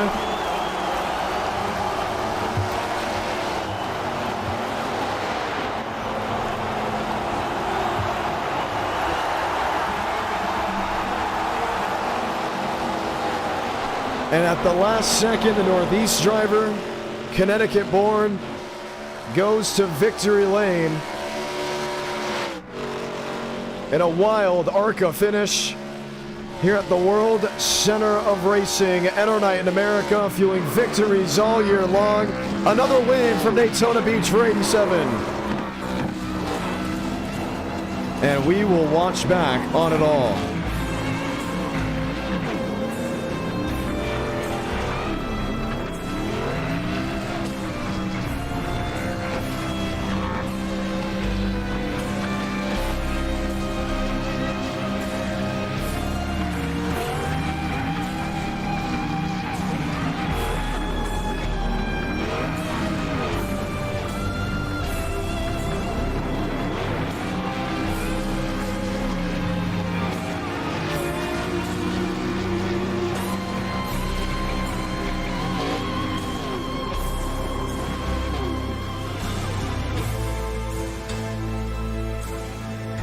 We'll watch back on the finish. This is the last lap. Zachariah and others deeper in the field. McLaughlin outside with White. Gets shunted into the wall. Lane Sanders got a piece of it. And then what happened? Lyons turns Walker. And correction from the finish of the call. Riker Byram turns Frank Horley head on into the outside retaining wall. Catches the back end of Nathan Lyons, which entailed had Lamb Bombard go rear end first into the safer barrier. Opens the door for Moss Sneller and William Schmidt. Demos, you just always find a way to win these races. You led one lap in the final, what, 30 laps? Check that. You led one lap in the entire race, and it was the last. I am speechless. Can you believe that? The funniest thing about all of this, I was sharing my screen in the Discord with Braden, and he could not believe his eyes as I missed every single one of them. Oh my goodness, man. We had to delay the restart just because we were getting things going. It's been a while since we've seen a finish like that. I mean, we have to go back to 2021. What is with this car and pushing and lifting the rear tires off the ground? Well, I think it's kind of one of those building errors, you know. New car, you know, there's always some growing pains. It's definitely really sketchy, and I think it's kind of buggy, but it's been out for a week, so everyone's still learning and trying to find their limits. And as you saw today, in the very beginning and in that LCQ too, everyone was kind of learning, doing stuff that maybe wasn't going to work, but you only learn by trying and you know, making those mistakes. But yeah, I wish I had something cool to talk about, but I quite literally did nothing in that race. I had like 7 minutes of damage, and I was, you know, somehow in the pack and somehow in that position. You see the wreck to turn 3, Riker Byram, and we're actually looking at this. I believe Horley comes up just a little with Riker going for the move, and I look at this, and the nose of the 98 is clipping through the rear bumper of the 22. Is that going to be something that you think would be interesting come Nashville? Because, I mean, this may just be a super speedway thing. Yeah, it's a super speedway thing, but on the other ovals, like you know, your Charlotte, your average short track, if you hit the wall at just the right way, you can neck coat somebody to, like, that's on your inside and really like flip them around. Like, the neck coat in this car is extremely bad, and my fear is that someone's gonna hit the wall at Nashville and someone's gonna get plugged into the infield, into the camper. Oh man. It's gonna be hilarious as a driver. You know, I can't wait. I'm sorry. I don't know what to say. I'm like, you know, when you win like that, when you do nothing, it's I'm at a loss for words. And that is unbelievable with how it all happened. Want to say thank you to all the viewers hanging out with us. We're heading to Nashville just after this. I'm speechless. I really am speechless. Just because, and I want to point this out. This is the next gen. I think everyone makes it back because of how you can push in the next gen. Am I wrong? Correct me if I am wrong. I know you're a driver. The pushing and the shoving in that car, and I would say even the Gen 6 versus the ARCA Gen 6, vastly different. We've seen multiple times where drivers will hit very square and still lift up the rear tires. Yep, you are correct. It kind of reminds me of the very old ARCA. From the Dynaco era. Yeah, like, you know, you could push, but it's extremely, extremely sketchy. I mean, in this, you could push, but, like, you're doing it at your own risk, and it's kind of like RNG if you're going to wreck someone or not. And that's why you saw a lot of bumper hooking, a lot of bumper hooking in spots you wouldn't really expect it. It's like completely random. Like, you pick a random card out of the deck, and that's what happens. Well, it kind of just happened out of nowhere. Entertainment for the viewers back at home, despair for others involved in that incident. We head to Nashville, Tennessee at Nashville Fairgrounds Speedway for round number 2. I know we have a lot of viewers that attend Nashville Fairgrounds Speedway. Most of you know me for calling races there, and as well with ASA and a part of the Champion Racing Association with the JEG Series All-Stars Tour. Nashville, always a lot of fun. They always look great. I'm curious to see what it looks like now with this new lighting package. Has there been any testing at Nashville with this ARCA car?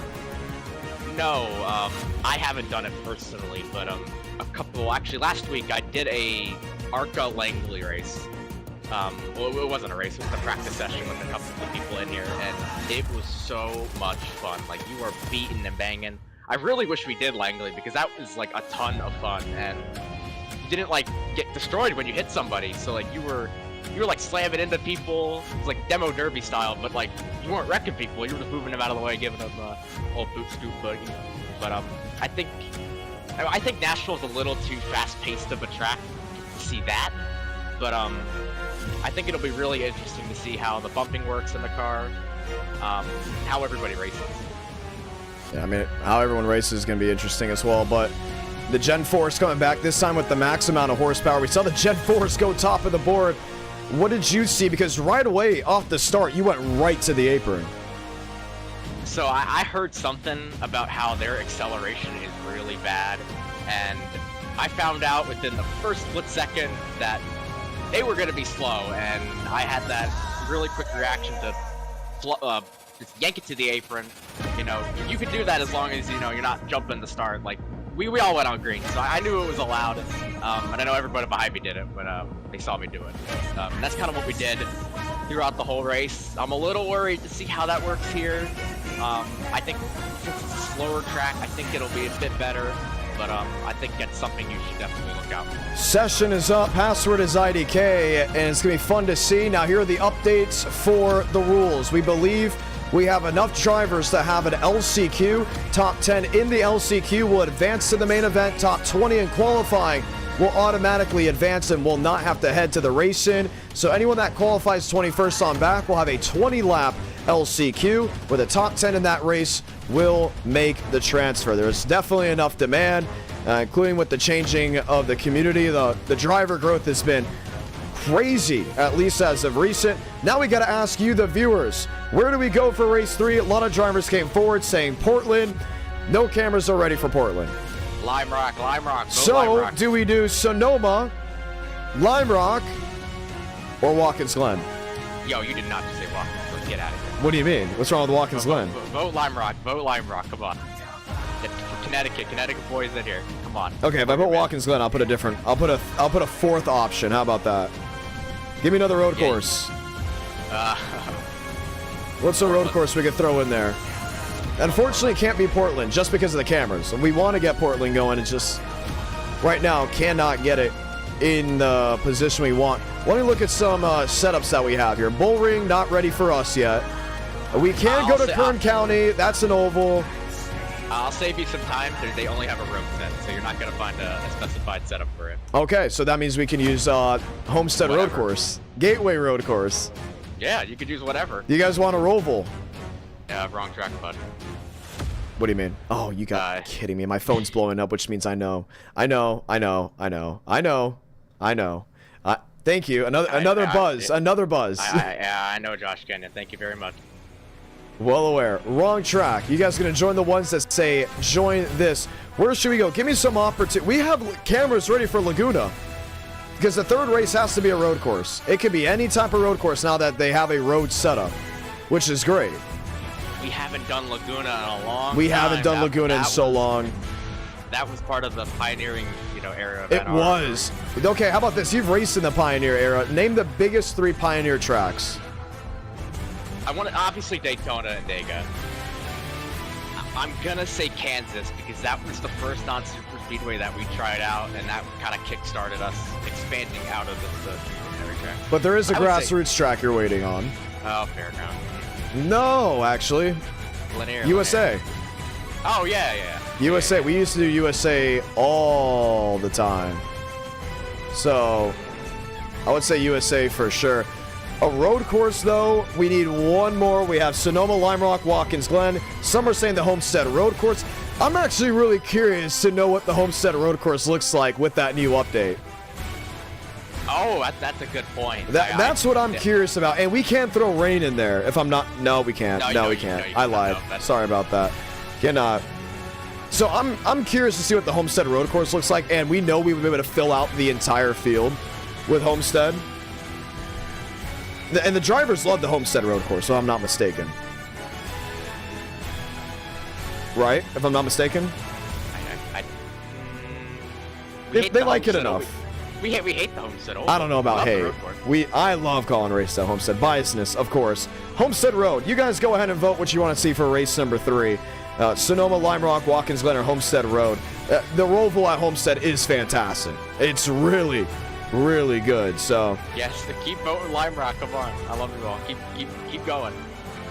And Lime Rock is actually, well, at Homestead Road and Lime Rock. That's what we were able to go ahead and get the excitement levels up for. Mosteller, congratulations on your big time win. Let's talk with drivers and hear what they have to say leading into the next round. Who should we chime in with? Just waiting, seeing, wondering. I always love talking to Douglas Newbigging. Newbigging, John Ramos, you got a copy? Hello. I like how you say it like that. Hello. A Douglas Newbigging all-star performance at Daytona just about, I want to say a month ago with the rec game we played at around 2 o'clock in the morning. Doug, how did you get so good at basketball? So good? Yeah, it just comes natural, born with it, some may say. Basketball just in my genes, really all-star there.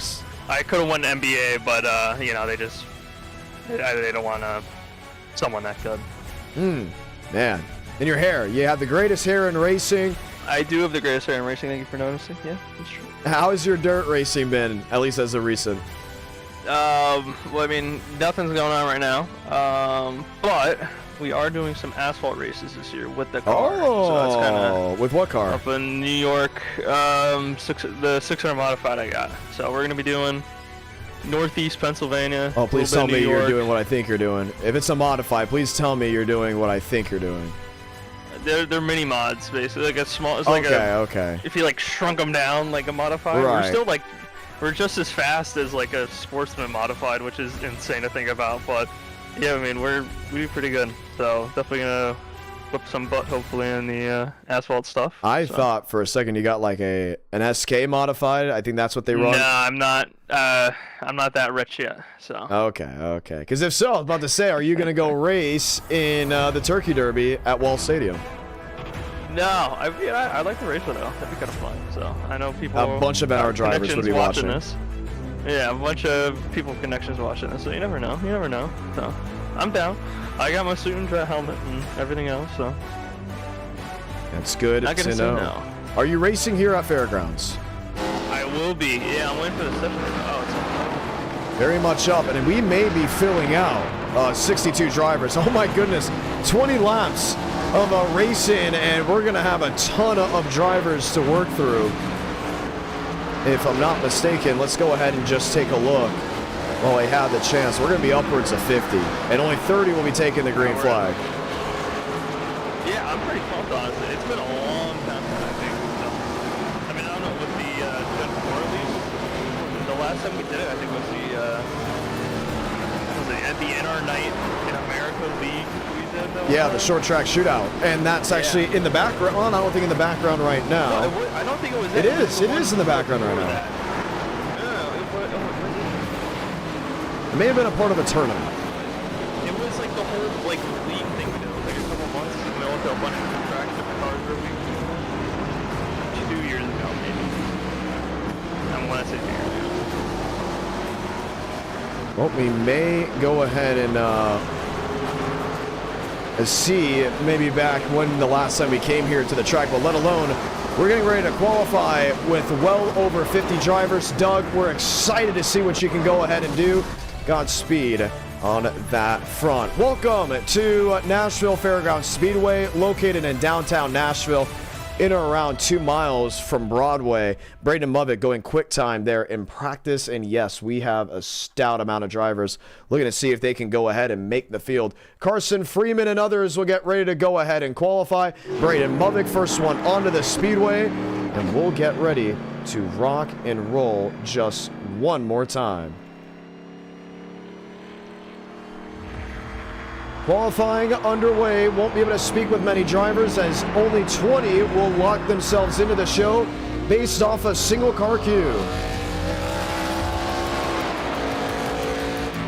Driver inputs left side of your screen. The ARCA Menards Series does come here with the ARCA East, with the Music City 150.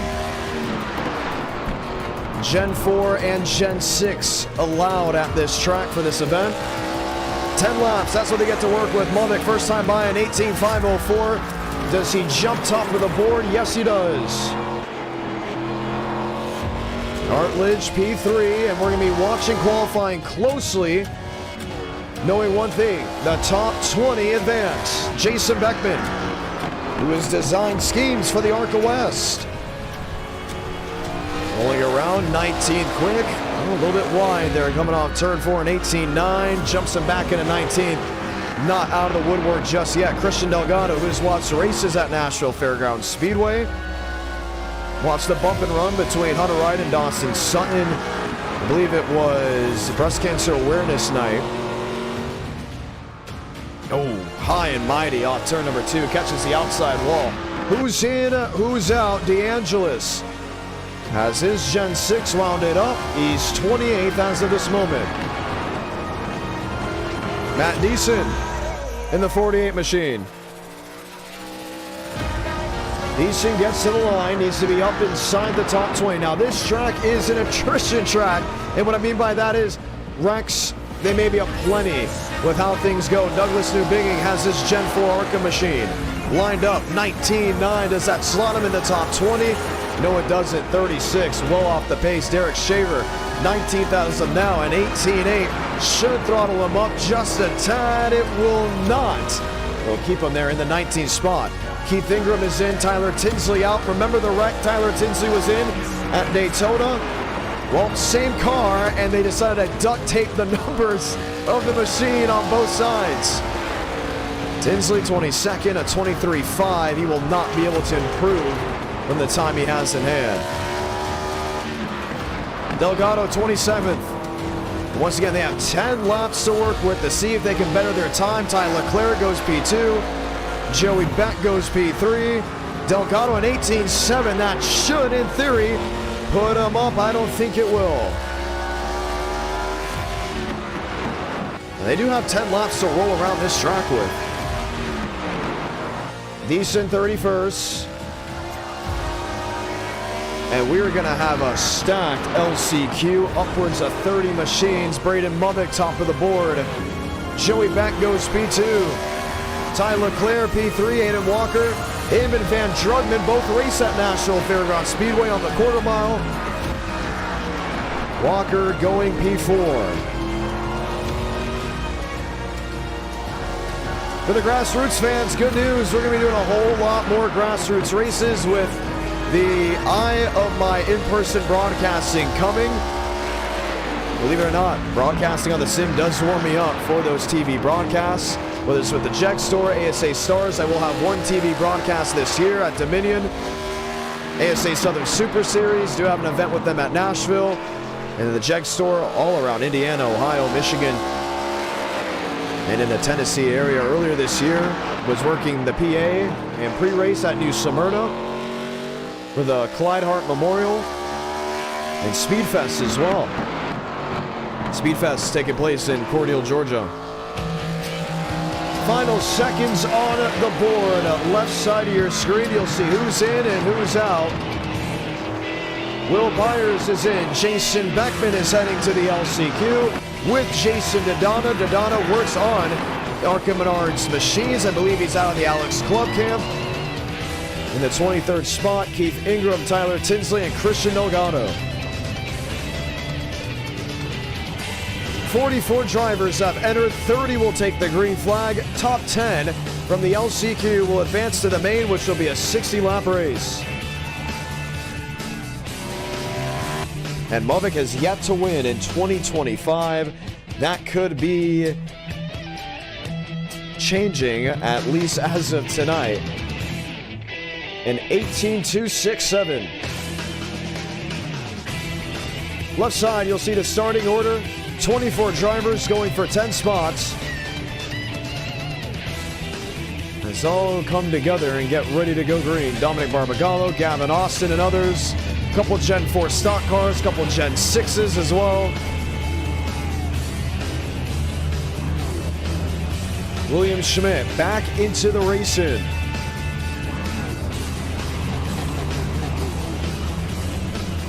As we'll have 20 laps of Thunder. Tyler Tinsley, P5, trying to see if he can race his way in. Honestly, I'm going to ask you guys down below, do you love the racing, aka the LCQ? Every single night of NR, whether it's a Tuesday, an offhand Monday, a backhand Sunday, or a primetime Friday, hundreds of drivers attempt to race.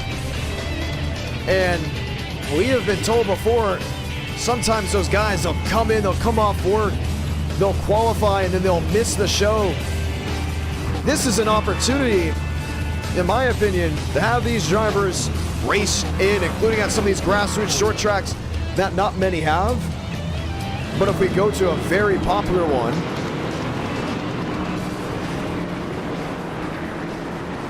like you see here at Nashville, allows these drivers to get TV time and see if they can race their way in. We'll get the one to go next time by 20 laps of Thunder. As the Fords take center stage.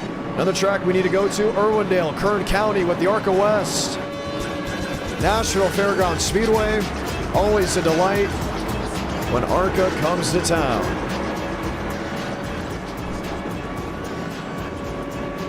Left side of your screen will show the top 20 and the top 10 of the 24 drivers taking the green flag. All eyes on the main stage.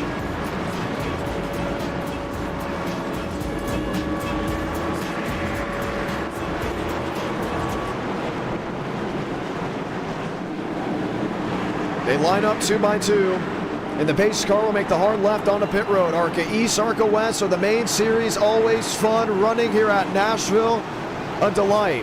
Not too many tracks located in the city, but the metro area will come to life as we light the fuse from Nashville Fairground Speedway.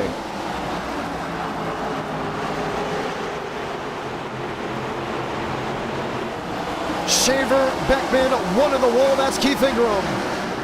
And slamming downstairs goes to 39. Blake Robinson collected with David Johnson. Relaxed yellows for the starts of these races. We stay green. Derek Shaver, the race leader, to turn 3. Beckman came on the bump, sideways off turn 4. And will lose positions because of it. Delgado, the long way around.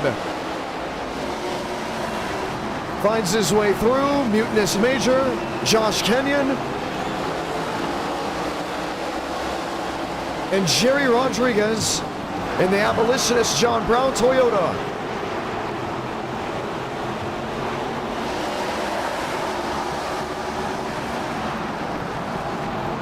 $17 to go. Spinning backstretch, caution's gonna wave.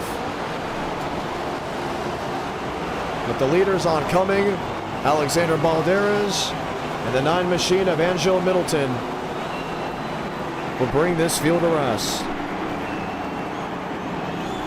And last time we are finding out, the last time we went to Nashville Fairgrounds Speedway, the SRX machines.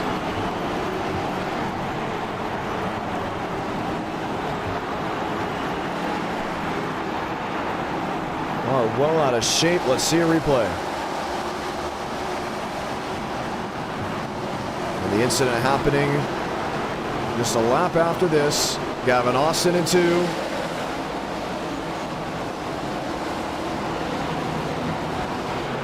Avoiding David Johnson. Balderas got loose off turn 2, slams the Buford bump, and collects other machines with him. 14 laps to go, pit road, it's wide open, but Derek Shaver is the race leader. Now, what did I say? Buford bump, anyone know what that is? Fairgrounds regulars know exactly what that is. A huge bump off turn 2 from the underground tunnel that is located just off that corner. It's created a bump over the years, and it gets the cars really sideways. Ever watch Fairgrounds races on Racing America Track TV? You'll see the pro late models look like they just get light off the tires. And that's because they're going over that bump, and sometimes they have to go hand over fist trying to keep it pointed in the right direction. With the drivers on the sim side having to race on a track with a lot of character, and they don't get to run the weekly shows or us not going here all the time, when they hit that bump, it almost shocks them. And what that does is it really upsets the car. Next time they'll go through there, they'll almost run it the same way as they would a Richmond or a Bristol. You actually can't see the bump. Christian Delgado just hit it, followed by Jerry Rodriguez. Setting the car up for corner entry, corner exit. So important, including with the inside part of the racetrack, so rough and ragged. So we'll get the 1 to go this time by. It will leave us with 11 laps where drivers are still trying to etch their way into the top 10. Remember all the talk about the Gen 4? I don't think a single Gen 4 stock car has made their way inside the top 10. Gavin Austin, Matt Dietzen, Nathan Lyons, Douglas Newbigging, Dominic Barbagallo, Vades. All really just trying to get there. 11 to go. Ford on Chevrolet. Ingram on the outside. Shaver on the bottom. Back to green with sticks on the board.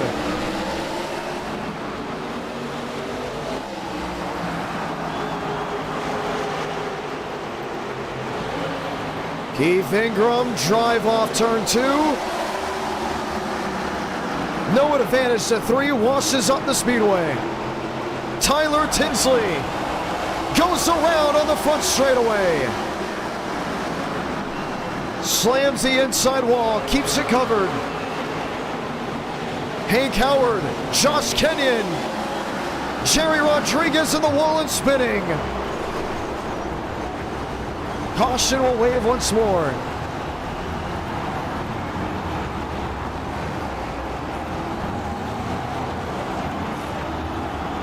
Man, oh man, oh man.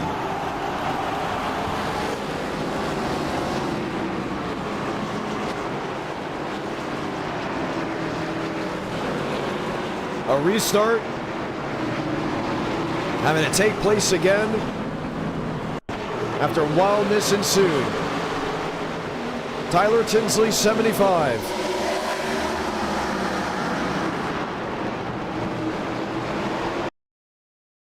Was managing the bumps so well, got in the back end of the Derek Shaver machine, and the car just shifted back to the inside wall. We stayed green because of it. They rolled their way back into turns 1 and 2, 3 wide at Nashville. It usually doesn't work out that well with a Gen 6 stock car. Not a lot of room left for that 47. Josh Kenyon on the left rear quarter panel with the Jason Beckman 14 on the left front. And started Calamity. Look at Gavin Austin just sneak through.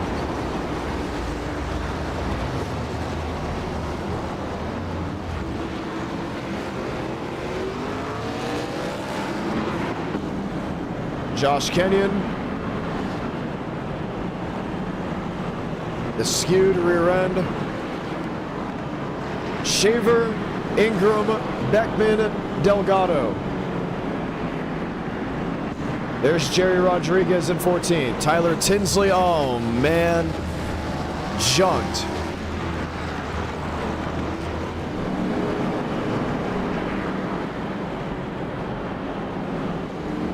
And we'll get the one to go this time by 5 laps.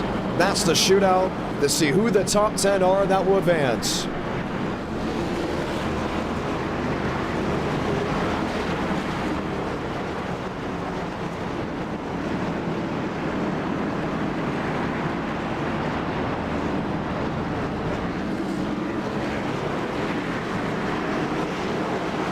Shaver on the bottom, Ingram on the outside. Beckman, Delgado, Dodonna.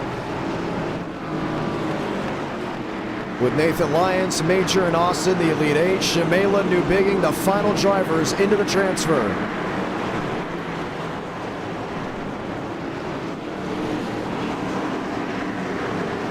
Five laps to go.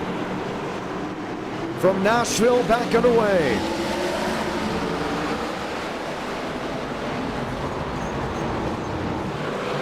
Nathan Lyons into the 71. Down to Jason Dodonna. Spinning again. Douglas Newbigging up and into the fence. Nathan Lyons got a piece of the 2 as well. We stay green. Let him race.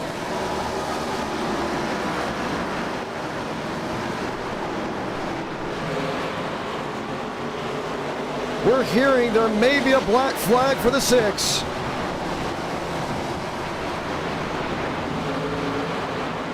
Two to go this time by.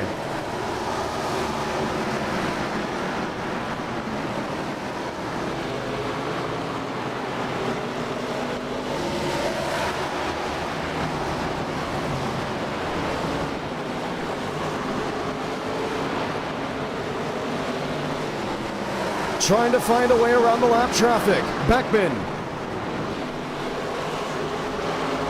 Trying to find the rear end of Shaver. Salamanca. 1 to go from the fairgrounds.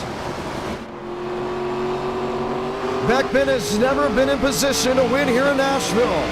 Wide off turn 2. Final drive to 3. Bumps the back end of Shaver. Shaver goes around. Beckman will come to the flag to win this race. Shaver does the advance. No, he does not.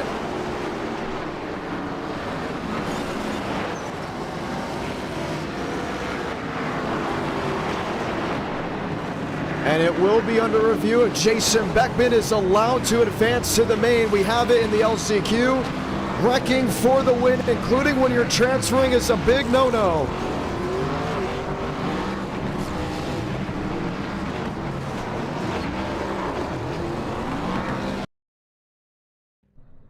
Wow.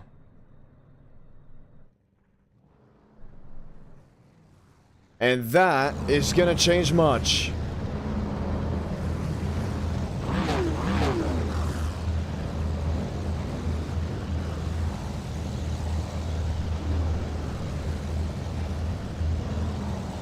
We'll watch back on the finish just what happened, and the admins are reviewing it.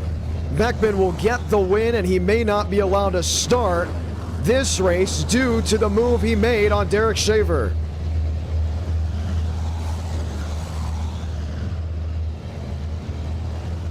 I believe that's exactly what's going to happen. Let's watch back. These two, and you may be saying, okay, but what if that's for the win, short track racing, all that stuff? Shaver is in the show. He has made the show. Beckman has made the show. They got 8 spots to work with. Beckman went for the win, but the driver was in front of him at risk of missing the show, and that's how Shaver missed it. We have the same thing when it comes down to super speedways. You cannot wreck someone for the win in a transfer position in an LCQ. Jason Beckman, from what we're hearing, may not be allowed to start this race. Wow. Drama at heart. Here in Nashville, Tennessee, we'll have 60 laps for the feature.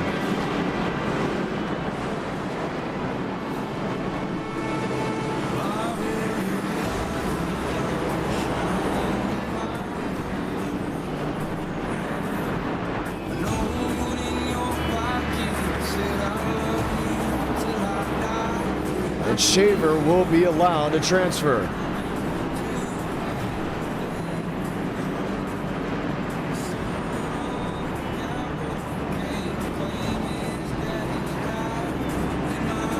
We're delaying the start just so these guys can go ahead and give it right.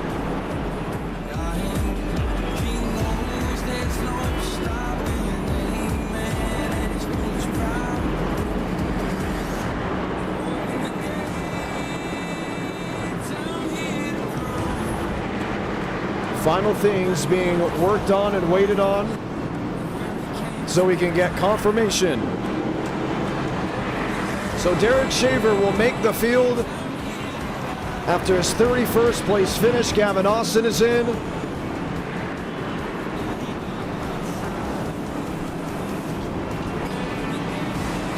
And we are waiting to go ahead and get confirmation on things. And we're believing Nathan Lyons had a penalty. He did not answer the penalty because of the overly aggressive racing on that restart. He was pushing and shoving drivers out of the way, causing a wreck. Got a penalty, a drive-through penalty because of it. Did not answer that drive-through penalty. And that's why Matt Deason is also in the field with Andres Varez.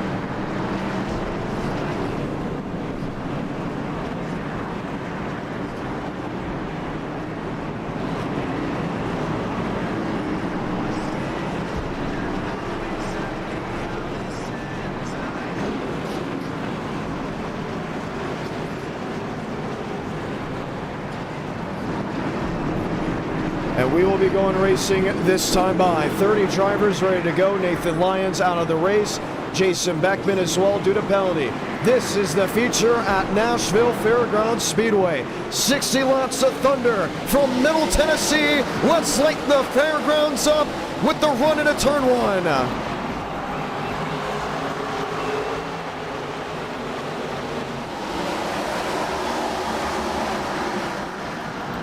Walker advantage in the second position, trying to keep Beck and Mosteller at bay. Movic, the race leader, he gets the first lap underhand.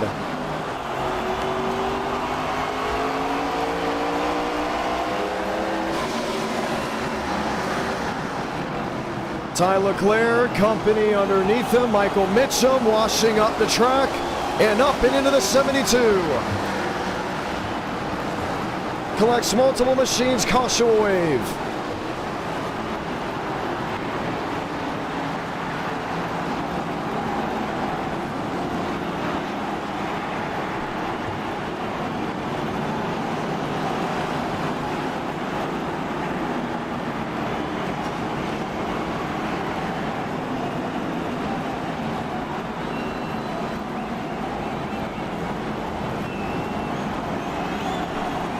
May have all started with Michael Mitchum. Watch here, 38.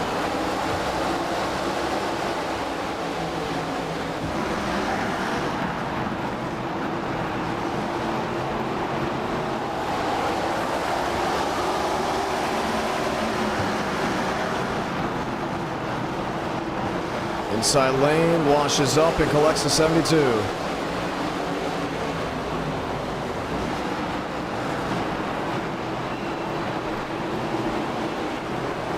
right on the bottom.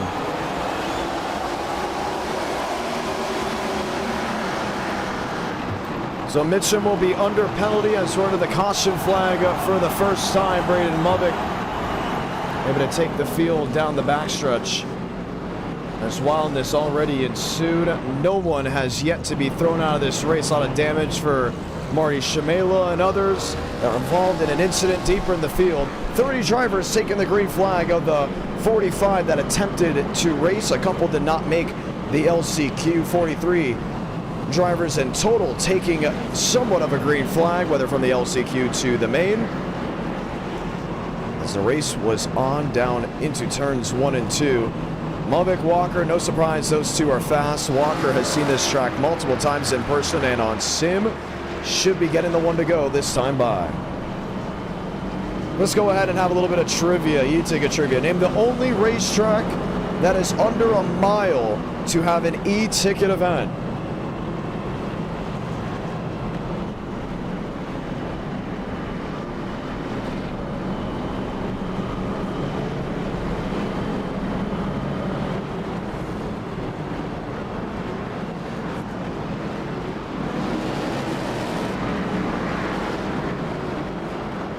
We'll get ready for a restart.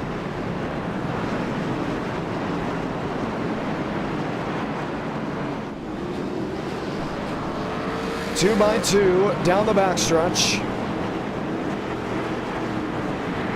as they'll get ready to try it all again.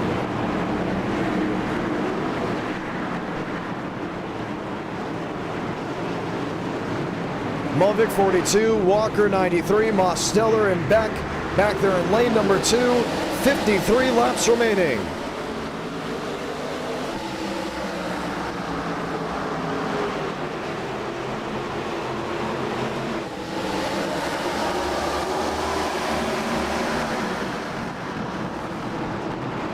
Quickly up to the second lane and a switchback for Aiden Walker, trying to challenge for the race lead. Back watching on from third.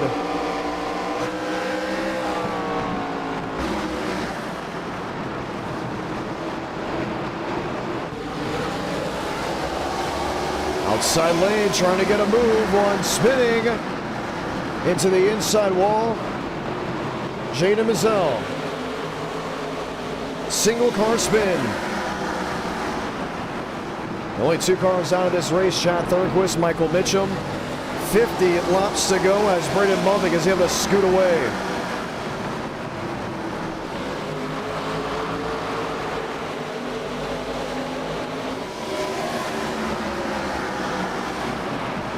Walker and back.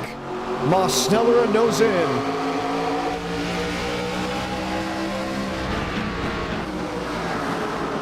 And who's on the scene as well? They're in 5th, Frank Horley. Horley has never won a race on a short track, let alone anything under a mile. Spinning, Frank DeAngelis, Zachariah Cartledge.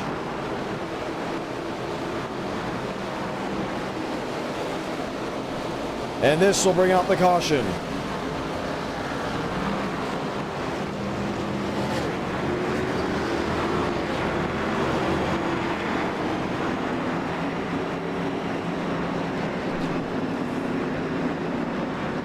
As everyone was quickly able to get out of the way. Once again, continue to vote on where we go for round number 3. Homestead Road Course, Lime Rock, and Watkins Glen. It seemed to be very high on the totem pole. And Sonoma is 17%. Keep that all in mind with what we got going. Short track tempers, Frank DeAngelis' temper, they're almost on the same level. And I'm not surprised that at some point he may have gone into another driver. Let's see what happened. He just got used up by Cartledge, and can't believe I'm saying this. I can understand his frustration.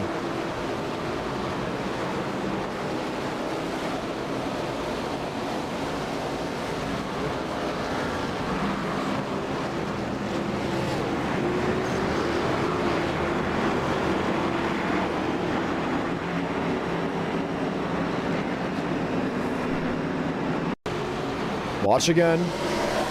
Yeah, and there's a reason why he's staying away from the drivers ahead. Not trying to do anything wrong. Gives a lot of room to cartilage there in 16. More than enough room there at the fairgrounds. Just washed up right into him. And Zachariah Cartledge has been given an L5 penalty for reckless endangerment. And this is the part where we look at it and say, was that justified going right back into him? Field coming. Gasses it down the track.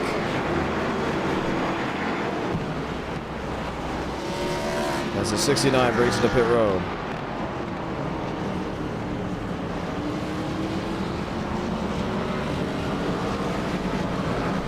.45 laps to go here at Nashville Fairgrounds Speedway, and another one bites the dust. Track very tricky, tough to tame. I know that's a name for Darlington, but very much relevant here in Middle Tennessee. We'll restart with 43 laps remaining. Top 5 run as it is. Leclerc, Horley, Mosteller, Beck, and Movic. Joey Beck has been a man on a mission.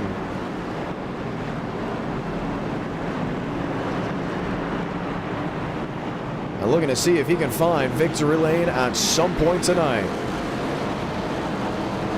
Homestead and Lime Rock separated by just 2%. Get your votes out as you can. Road course racing, Roval racing. You know the draft and these cars are wild. Could they be wild at the Homestead road course? Up to you to find out if we would know so. Toyota, Chevrolet, Matt Green from Nashville.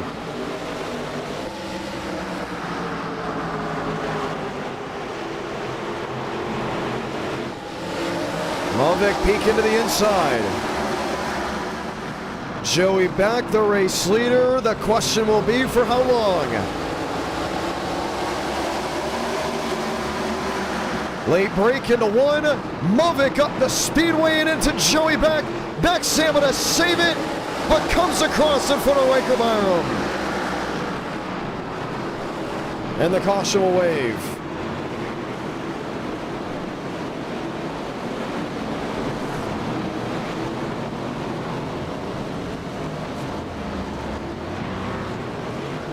And it's all junked.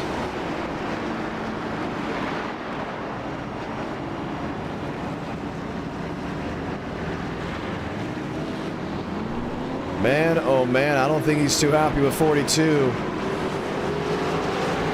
And I think it may be trying to show.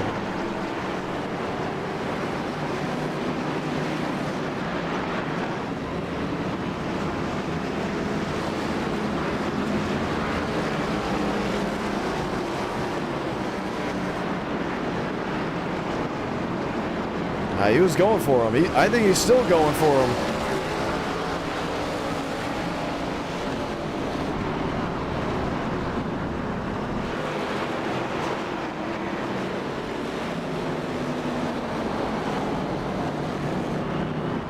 And Joey Beck will be forced to park it after the understanding of who he may have been going for. Watch how it all happened. Into turn one, Movic washing up. Joey Beck doing everything he could to save it. Maxed it down, and Riker Byram just had nowhere to go. Braden Movic will be getting a penalty as well from what we were hearing.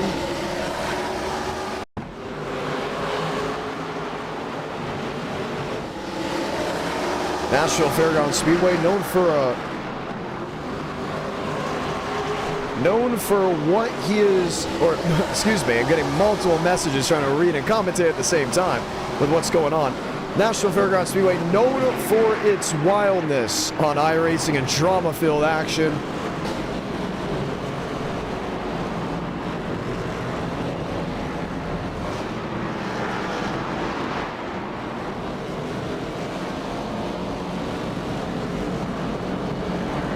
And we are hearing Braden Movic upset because he believes Joey Beck jumped the start.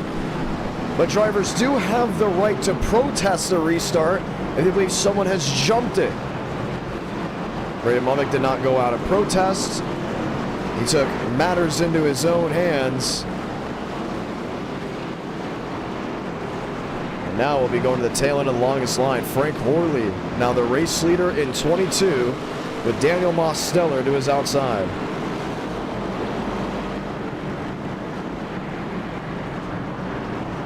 Lights off, top of the car. Top of the pace car at that. As we'll get ready to try it again. Pushing, shoving, rubbing. The theme of the night. 36 to go from Nashville Fairgrounds Speedway. Frank Horley leads us to 1.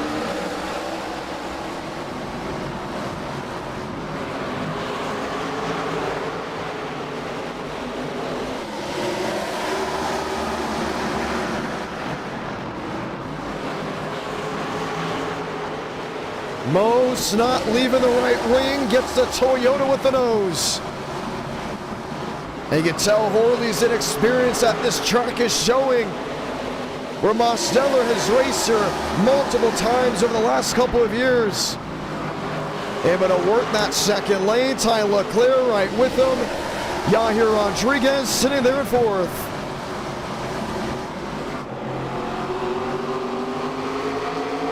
No, Horley loose on the bottom. And Mosteller can clear to turn 3.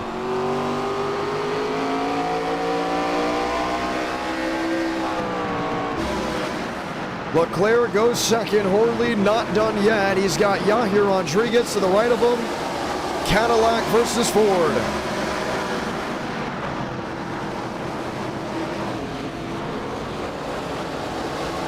.32 to go.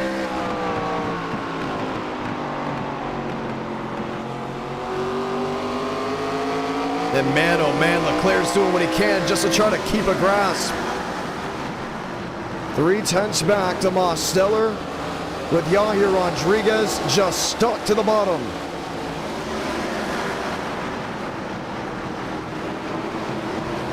Horley falls back to fourth, but looks to challenge for third.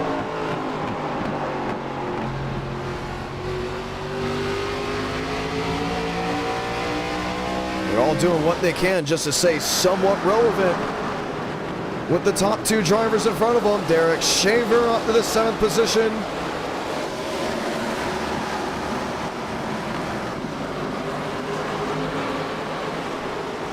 Leclerc in P2 stopped the bleeding and has changed the momentum. He gives up a lot in the center of the corner, more than Mosteller does, and that's where he's able to pay off all that debt on the straightaways. 28 to go.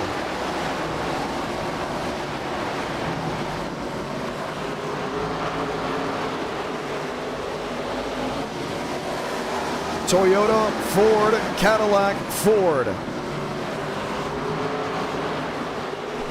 With the laps winding down. Derek Shaver overcorrecting into Will Byers. As Braden Movick on the apron. Looks to make his way through 3 wide. And you can tell he wasn't very happy about that L1 penalty. Ingram to 7th, Walker to 6th. Max Swearinger to 5th.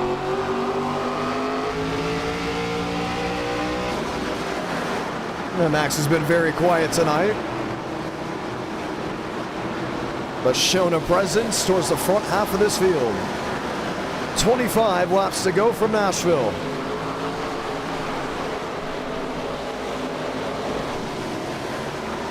.43 drivers on property.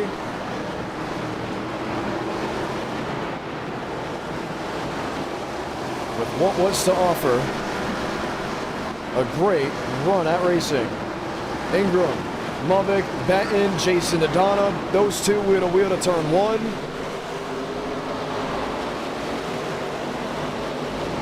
Adana trying to find a way through, put Benton in a tough position, maybe off exit. No, not able to. Leclerc has just been shifting around that 3 to 4/10 range, which was about 2.5 tenths 3 or 4 laps ago. Rodriguez losing touch. Mavic around Keith Ingram. And with 21 laps to go, you're going to be wondering if a caution will come out once more.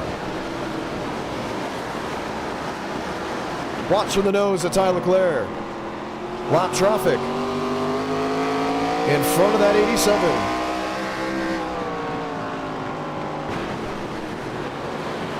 Frank DeAngelis will not be getting Mosteller the opportunity to run off exit, and Leclerc can net gain with the front straightaway move. Dominic Barbagallo in 06 has the 87 underneath. 19 to go.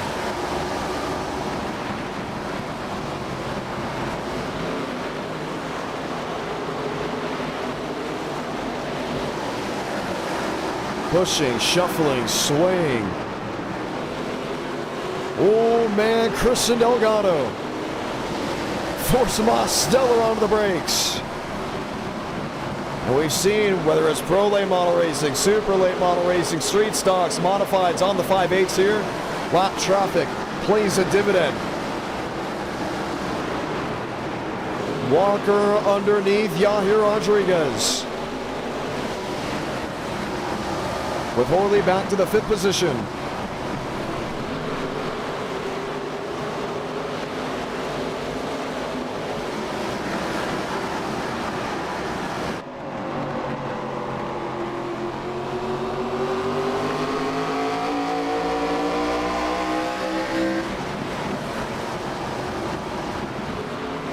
Leclerc half a second back, still lap traffic ahead of Mosteller with 16 laps to go.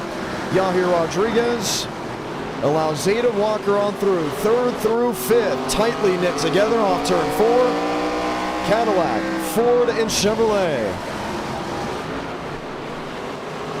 Look at Yahir just inching back to the inside, painting that yellow line through 1 and 2. Was doing oh so well with it with these tires early on in a run.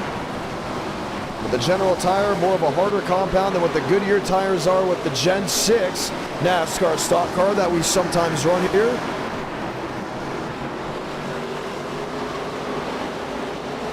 "13 laps to go from Nashville, and we're under 3/10 for the race lead." Leclerc, Mosteller, Walker, Rodriguez. You see most sealed to the inside.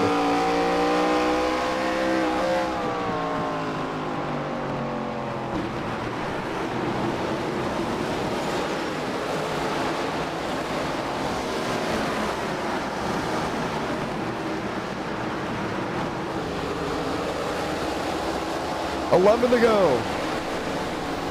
3/10 the difference. Mosteller, the 87 Toyota, Ty Leclerc, the 33 Ford. Walker, Rodriguez, over a second and a half back. They'll be fighting for the 3rd position with Frank Horley. Horley may be falling into the clutches of Braden Mavic, who's sitting at 6th, who has rebounded from 20th since the restart of the penalty.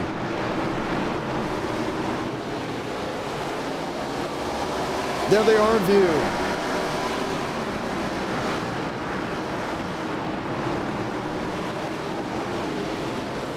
Frank Horley, known for the intermediate racing, known for his super speedway runs. Yahir P4, Aiden Walker P3, nearly 2 seconds back. In some cases, you see Ty Leclerc gain. In other cases, you see him lose. But man, when he makes a run, it's always a 2/10 gain just within 1 lap, and then trickles back to nearly half a second. Mosteller went to victory lane at Daytona, just the opening round of this stream. Now looking to go back-to-back, 7 laps to go.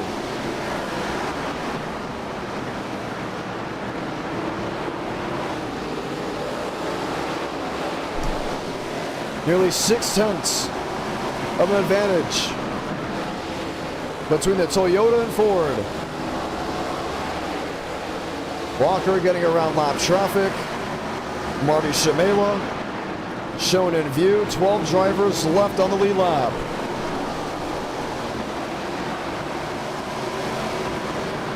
Things change quickly at the racetrack located 2 miles south of Broadway in downtown Nashville. 5 laps to go.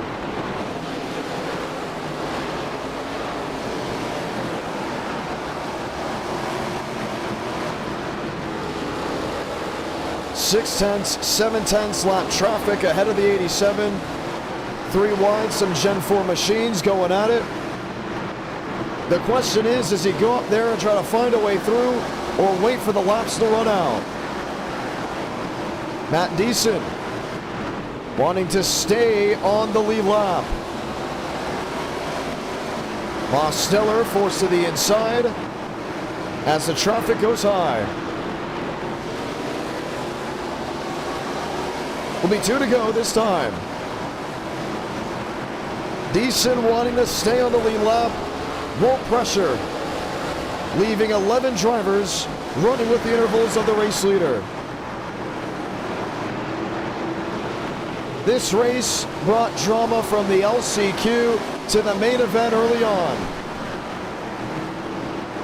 But a long green flag run brought us to the white flag. Salamanca! 1 to go from Nashville Fairgrounds Speedway. The singing sounds of machines thundering in Middle Tennessee brings us a well-known name going back-to-back on this Tuesday evening. Mosteller victorious from the Music City. Leclerc second, Walker third, Yair Rodriguez in fourth, Horley fifth, Max Swerge in sixth, Braden Movick with damage on the nose will come home P10.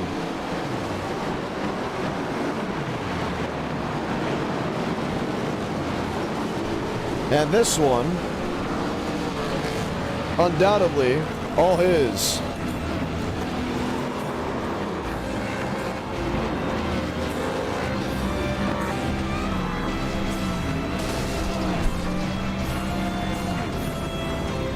What'd you think of racing in Nashville?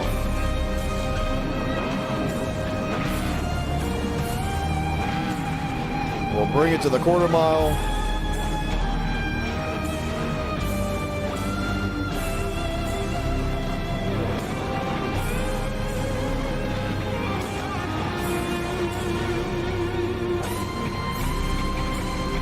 And we'll park it in victory lane. Let's go talk with your race winner.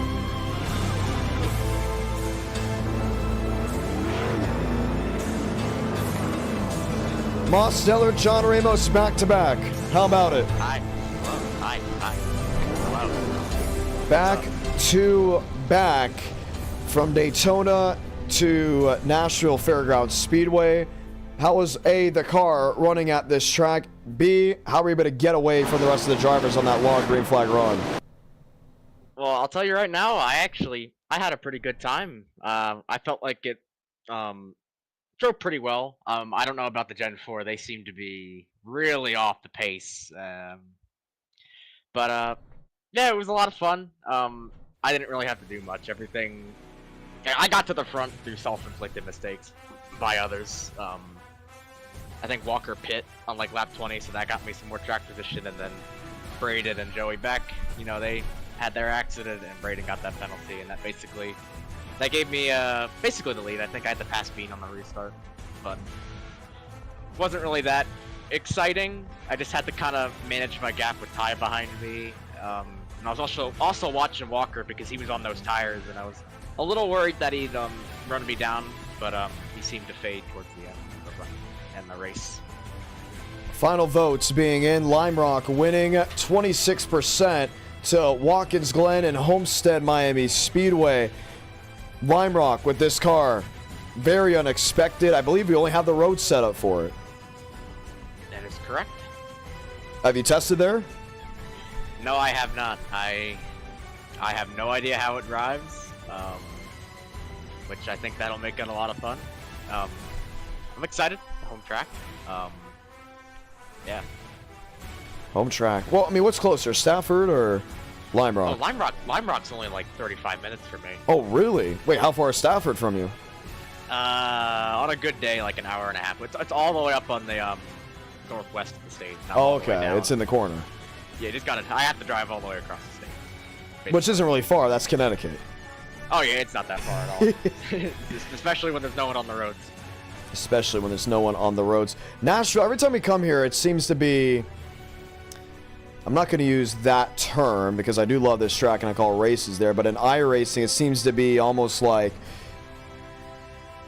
full of incidents. And in person, when you get a lot of pro late models and super late models in the track, it seems to be that way. There's just no room to run. Where did you find your situations and problems with that? Oh, what was the question? Sorry, I was zoning out. My bad. The situation where there's really no room on the track, and that's where we find so many incidents. Yeah, I was just taking my time. I was letting the race come to me. There were a couple times where there was some lappers side by side, and I kind of had to make that choice. If I wanted to be aggressive, shoot the gap, or just kind of wait it out for a corner, or set up my corner so I can get a good exit to get by them. And that's what I did, and that seemed to work out pretty good. Because Ty, he wasn't close enough to really put enough pressure on me in those situations.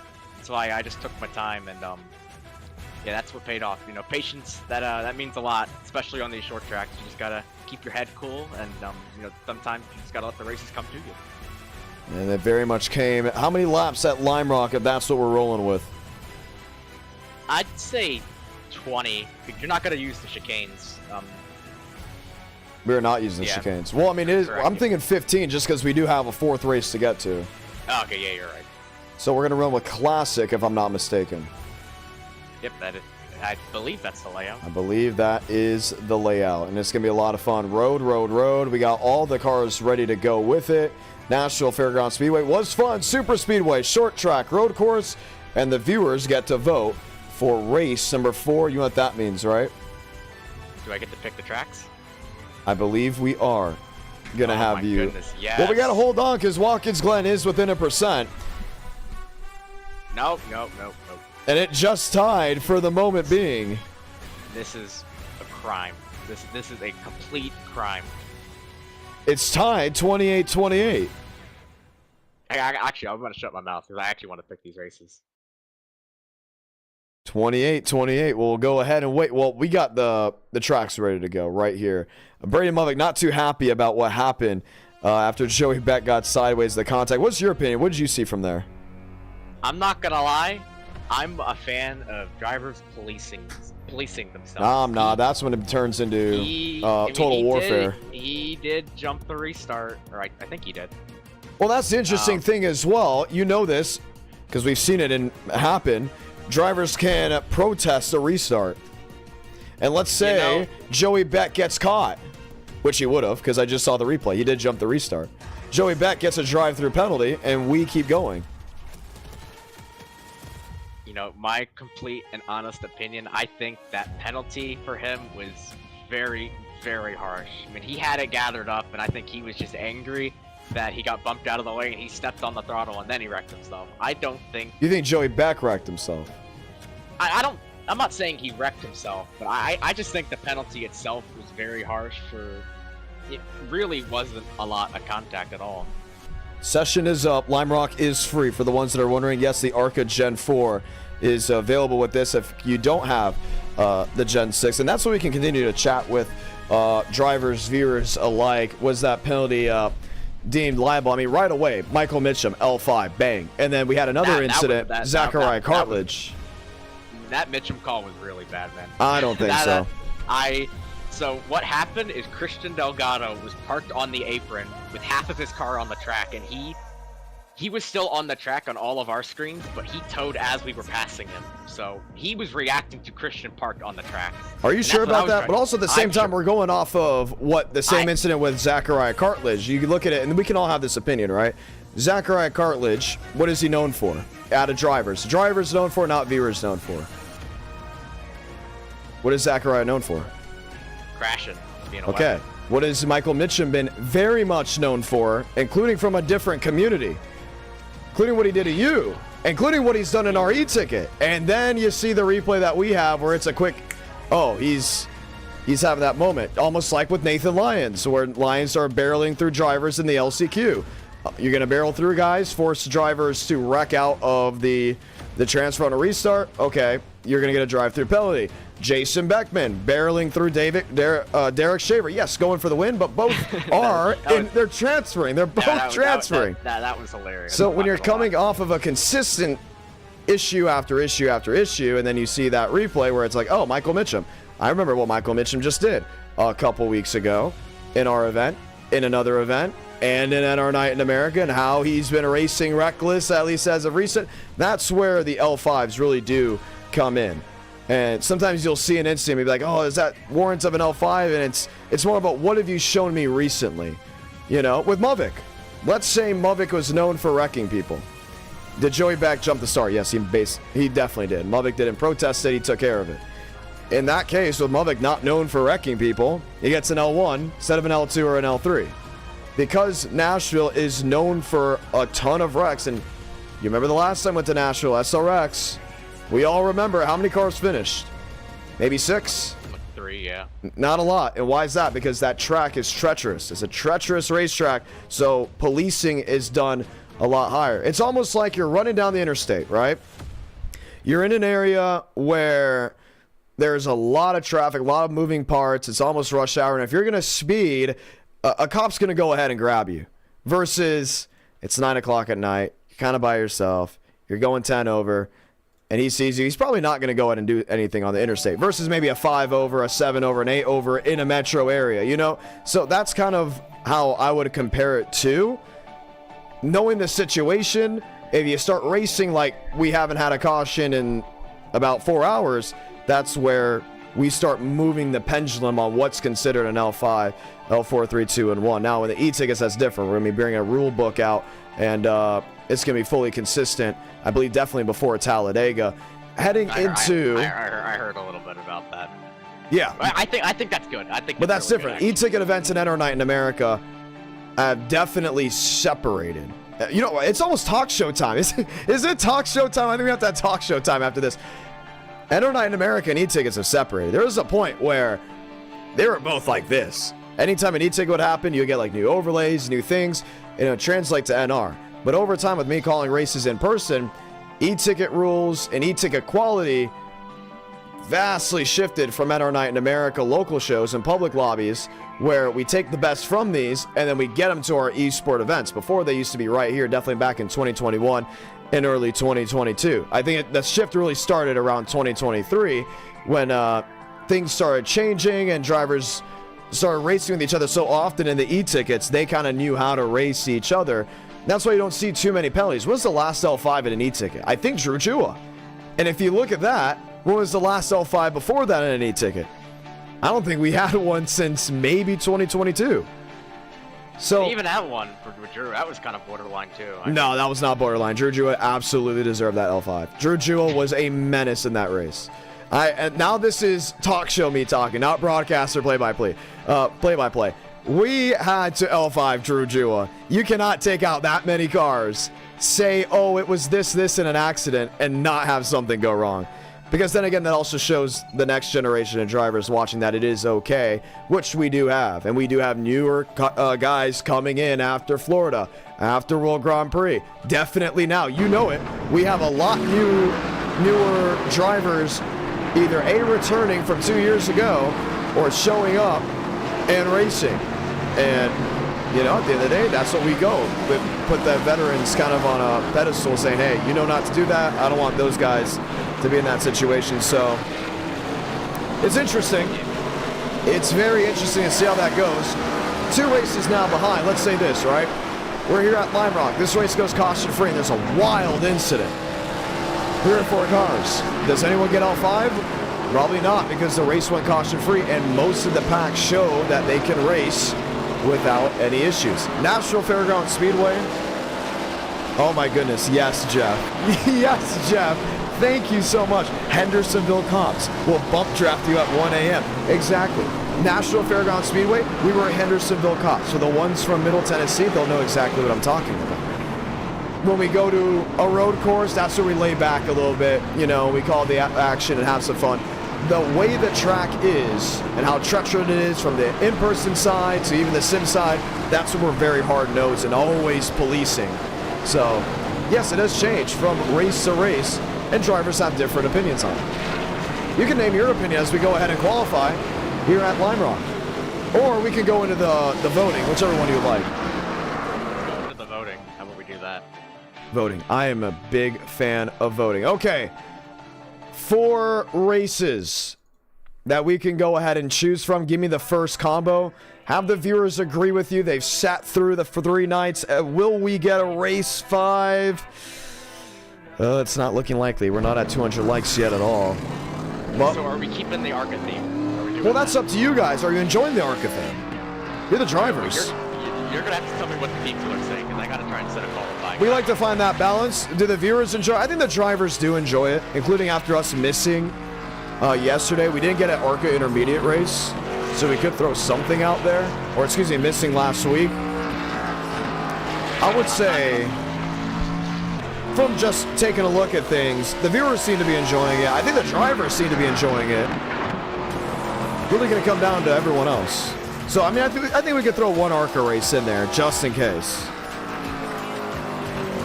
So, Mos, where should we go? Viewers, where should we go with one more ARCA race if you want it? Michigan? I like ARCA Michigan. ARCA Michigan sounds fantastic. Okay, let's spice things up. You know what got me really excited about tonight, Demos? How unique tonight was going to be. We're getting ready to do ARCA, and then I threw the Gen 4 ARCA car in there, and it got me all excited to call tonight. So with that being said, in Enter Night in America, you know I do a lot of broadcasting in person.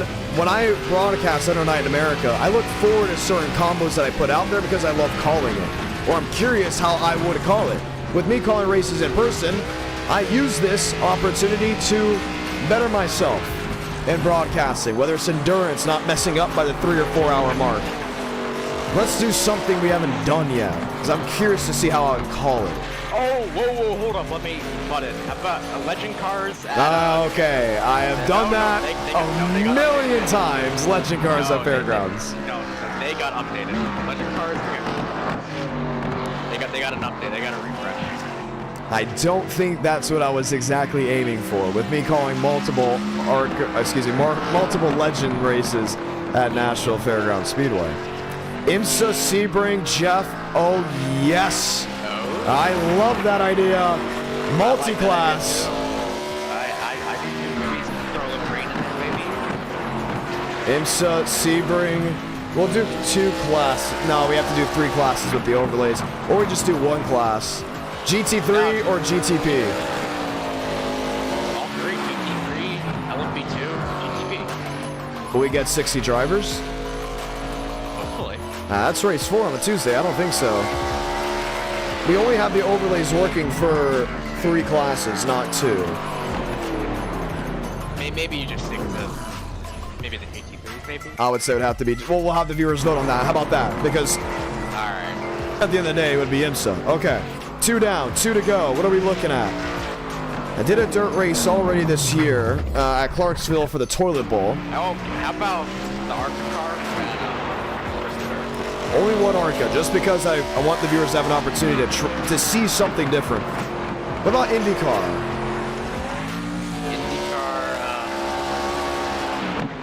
And don't look away from super late models. I do have a late model events coming up back to back to back. I speak for everybody when I say we do not want super late models. Okay, what about late model stock? No. You speak for everyone. For everyone that disagrees with him, you can't say something in the chat. Okay. Eric is right. Yes, we do have a great amount of viewers heading into race number 4. So if we do need to get 3 classes for IMSA, we can go ahead and set that up. How about IndyCar at I don't know. How about the viewers? I miss Indy, Texas. Can I be opinionated? Can I be the race fan tonight? Respectfully giving an opinion. I think the layout for Arlington looks cool. I think it's going to be really cool to look at. I love IndyCar at Texas. I cannot believe that's going away. How about we throw that on there then? But there's also IndyCar Kentucky. We've never done that car track combo Yo, before. no, IndyCar Texas. IndyCar Texas, IndyCar Texas. I don't know one person that has Kentucky. We've done a Kentucky race before. Yeah, once and we never returned. Because everyone said they didn't have the track. But then we realized, oh, people do have the track. Okay, one more. So we have a road course, an intermediate, a Michigan. We're missing one more. What are we thinking? Just throw the SLM race in there. SLM, No. If the viewers and the drivers don't want a super late model tonight, then we can't do that. So we gotta think long and hard. We've got open wheel. We've got supercars. We've got ARCA. What are we thinking? We gotta think long and hard. What's something on this rally? oh, sorry. Something unrelated. Are we letting everyone race? Rally? We're gonna let all 40-64 race, right, John? Yeah, we can let all 46 race. They're hanging out with us tonight. I want them for race 5. Let's let them all race. What are we gonna do? Trophy trucks. Do we go back to Wild West? That's a great idea. Just the one rookie trophy truck. Yes, just the free trophy truck. Yeah, we give you like 6. So it's really a free car track combo. Correct. Do I allow damage? Or do I have to turn that off? Turn that off. I mean, you can have it on, but I think damage off is a lot more fun. I think this is very, very interesting. I know some are saying SRX. The drivers continue to be anti-SRX because, in your words, not mine, Demos, it drives like a boat. That is a accurate summary of what the drivers say, yes. Yes, it drives like a boat. And I want them to have fun because if they're going to have fun, car counts are high. We get to see the best drivers at our night racing into the late night hours. What's winning? It's ARCA Michigan. So a lot of you seem to be really loving the ARCA side. Trophy Trucks Wild West, not surprised that's up there. Same with IMSA Sebring, and IndyCar is right now left in the dust. I think they're out of the draft. Yep, they've lost the pack. They've lost the pack. They're going to need a caution. They're going to need a runoff. Yep. Interesting. 15 laps. We'll continue to interview drivers. Let me know which driver you would like to go ahead and interview. Mosteller, good luck. Braden Movick, John Ramos, you got a copy? Yeah, I do. I don't think you want to talk to me right now. Oh, because I'm not happy with you at all. But you're starting in 4th. Yeah, look who's behind me. Oh, man. Oh, that's the thing. If he does something very no-no, guess what happens? Do I get my win back? Well, you didn't win the race. You didn't even finish inside the top 5. Well, I was going to. Because guess what? I was going to win. But then you penalized me for A, you just hit me. Net code. Listen, the speed limit says 35 miles per hour. I caught you going 41. If you want to talk to my supervisor. 1, net code. 2, he saved it, and then 3 seconds later threw himself into the wall. I did explain. Did you not hear the broadcast? You did hear the broadcast. I could not believe it. I was so disgusted in that call that I couldn't even look at the broadcast because I couldn't even imagine how awful of a camera you chose to show the people. There was a full foot between their cars. Oh. And he saved it. He went out of the route, saved it, was fine, and then had a spasm and threw himself into the wall. That was a penalty. I have never seen a penalty like that in my life. You were being very consistent. It has been 2 years since I have seen a penalty like that. What was the last one? I don't know, but I haven't seen one that bad in 2 years. Well, you can brush it off. You got a shot to win here at Lime Rock. No, I don't. Did you not see I'm half a second slower than the pole sitter? Well, we're going to see what happens in turn 1. Yeah, we will. We will. Well, agree to disagree. We're going to... There is no agree to disagree. There's something right wrong. I'm going to say agree to... Video I sent you. I'm going to agree to disagree. We're going to start this race. Let's light the fuse from Lime Rock.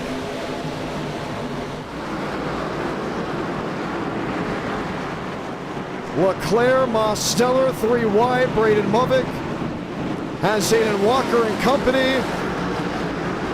Gavin Austin, sideways, center of the field.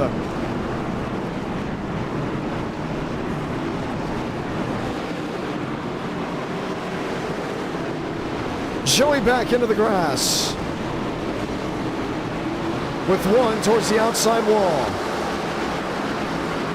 I believe that was Jason Dodano. More wrecking, spinning. Derek Shaver, Xander McKinney.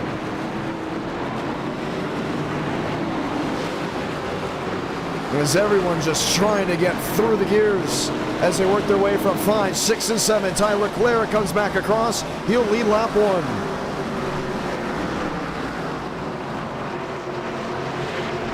Seven races at this track. You got the Big Bend, the left-hander, the right-hander, a 3 and 4. The no-name straight into turn 5, the West Bend, and the downhill. Fight for the race lead.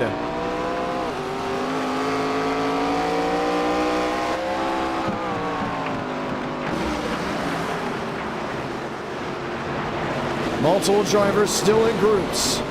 Here's Christian Delgado and Chad Hornish.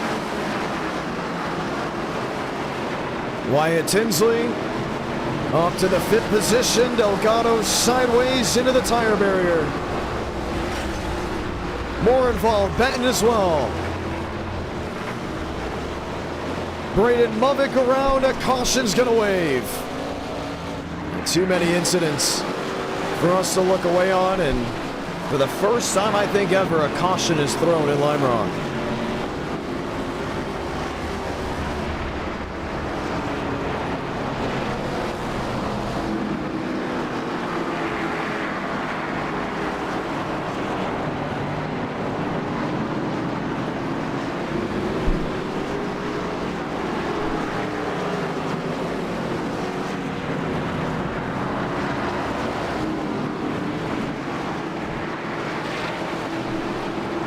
To look over.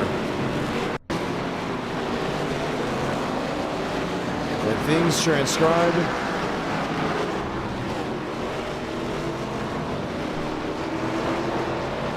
Movick throwing himself up and out of the racetrack. Bryce Benton in 31st. His incident, Christian Delgado back across into the 41.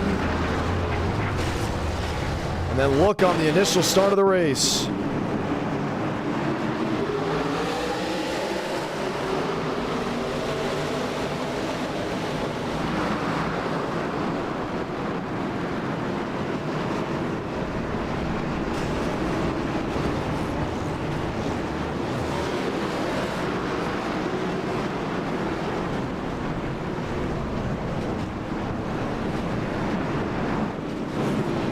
Drivers off.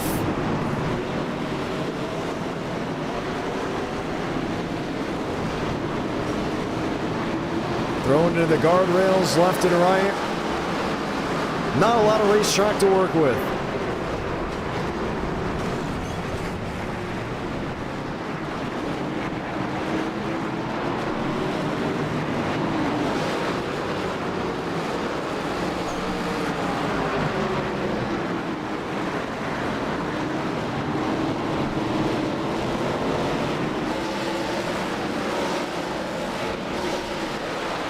Delgado and others, they were mostly able to get away.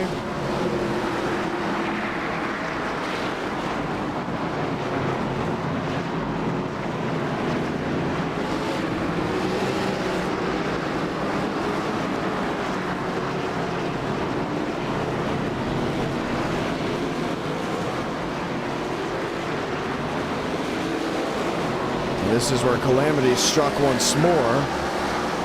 Toe-to-toe, I believe that's Hornish in 61. Not a lot of racetrack. Up the hill, all 4 tires get off the ground and bang into the tire barrier.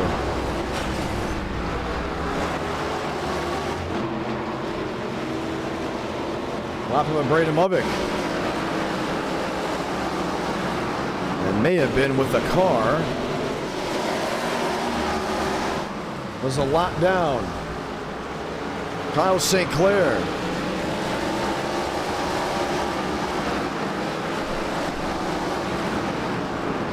Grabs the 42. No left front wheel.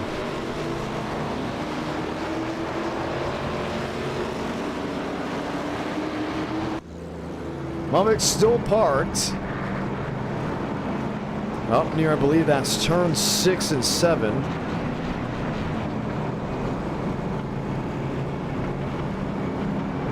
I don't think he's too happy. Not too many laps left here from Lime Rock. As it'll be Leclerc versus Mosteller. Getting ready to fight once more.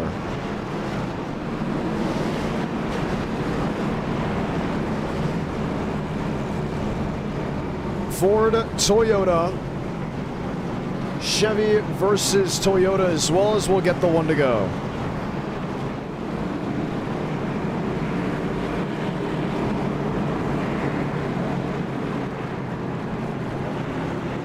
Daniel Mosteller, Ty Leclerc.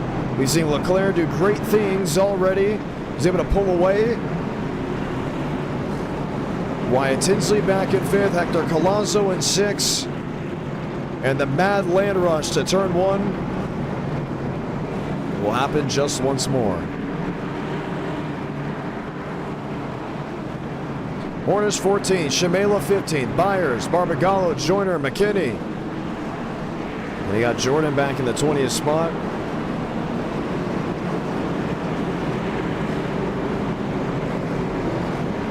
With all systems ready to go. Uphill in 5 before rolling to 6 and 7.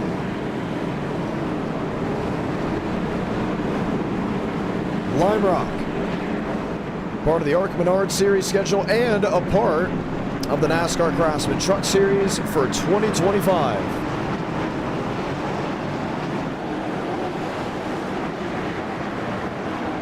Leclerc and Mosteller. 1-2 throughout most of the race. Now we'll have a 9-lap dash to see victory.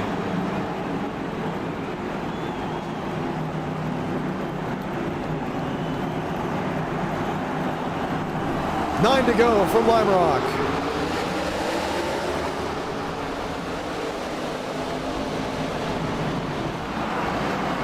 Three wide, Schmidt into Leclerc. And Mosteller goes off into 1. Wyatt Tinsley goes off. Mason Walters, the race leader. Frank DeAngelis into 2nd.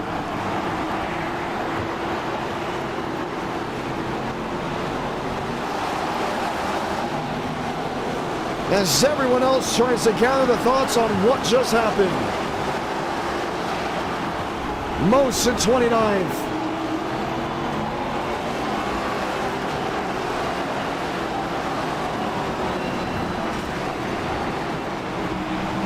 Now, can anyone catch Walters? Who's doing it? It's Frank DeAngelis.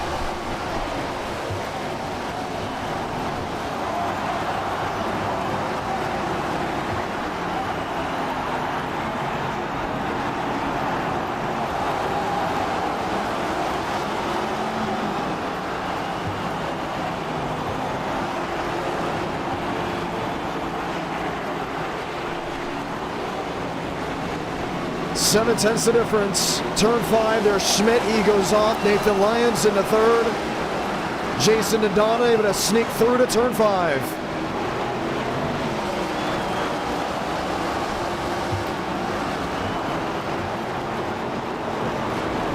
Wrecking, spinning, William Schmidt. He's off. Gets it backfired.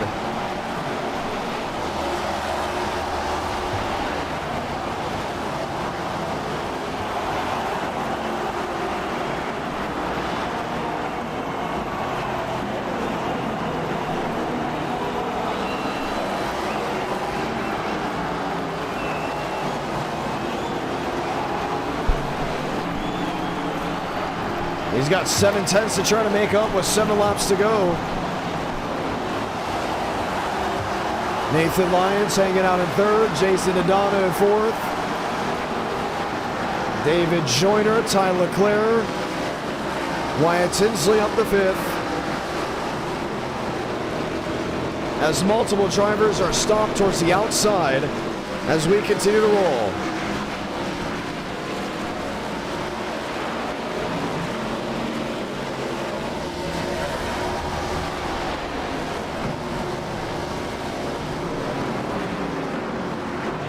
Walters, DeAngelis, and Lyons.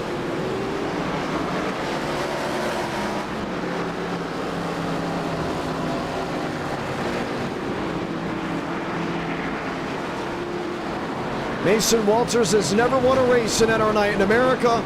Lions with DeAngelis getting involved.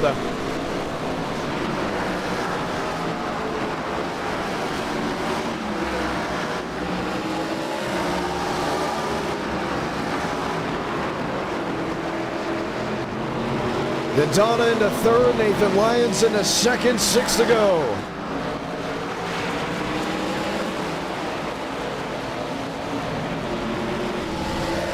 And that puts Wyatt Tinsley into the third position. Jason Dodano watching on from fourth to turns 1 and 2.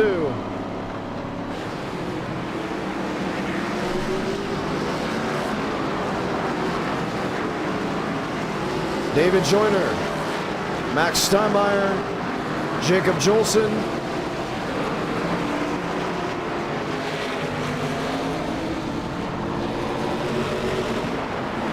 Leclerc there to Dodano. And just see how light the car gets when they go uphill.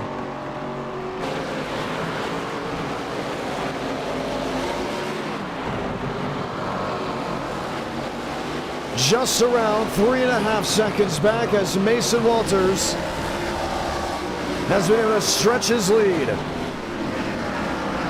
Once again, he's never won a race in NR Night in America. Tinsley and Lyons second and third. Leclerc and Dodano. Tinsley a nudge to the back end of the 6.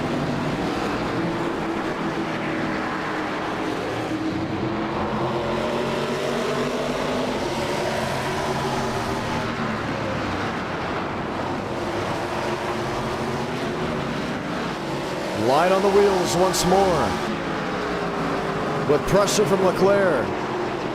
Leclerc fastest driver on track by a wide margin. Wyatt Tinsley goes around. Back up across and the caution's going to wave again. Forced on the brakes go multiple machines. Max Steinmeier. And when you have a car go around downhill into turn 7, that's what happens. We're headed to overtime.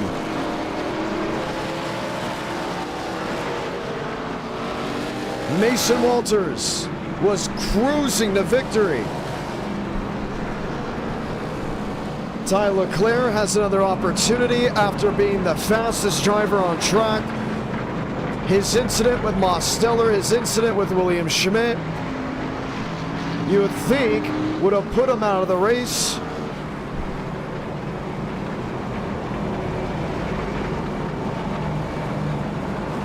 But now we'll have another shot sitting there in third.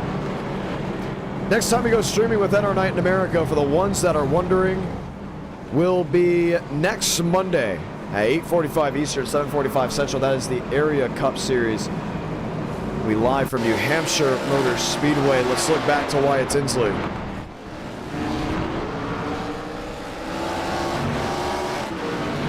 Safety yellow out, too many incidents. More drivers that were even racing up front. Let's watch again. This is for third.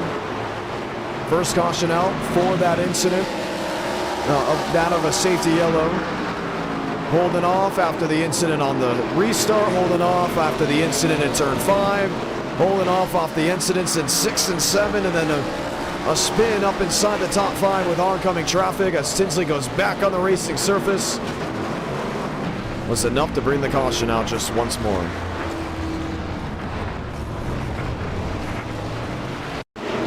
Watch again.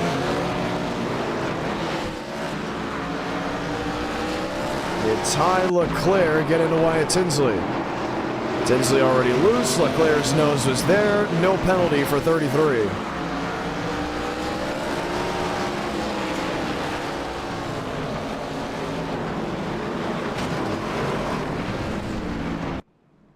Shake up once again. As we'll have 2 laps to work with. We'll see if we can get the 1 to go this time. We do. So Walters and Lyons will size up 1-2, wheel to wheel. Leclerc, Dodano will be 3rd and 4th. Joyner, Steinmeier, Jolson, Benton, DeAngelis, and Schmidt rounding out that top 10. Now holding away from throwing the caution for oh so long. Until finally it was time to do it.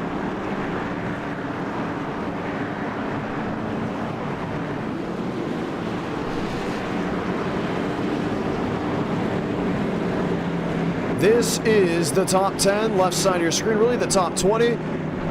Left dueling for a win. 2 laps to decide a winner in Connecticut Lime Rock Speedway.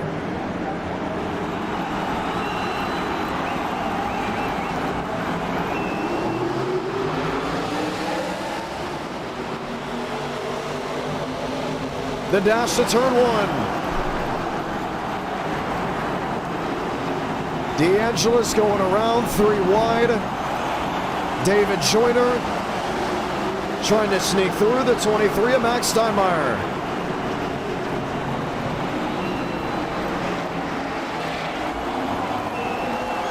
And now the question, can Lyons catch Mason Walters?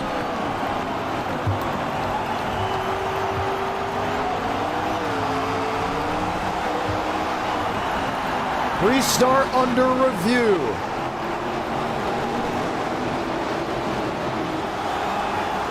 Restart under review. The viewers checking it, the drivers checking it, the admins checking it. Salamanca, 1 to go from Lime Rock. And they're saying check it with Walters and Lyons, how they may have stacked it up. Leclerc into the 6. That's another thing, if they waited back on the start, a win in theory could be taken away because of it.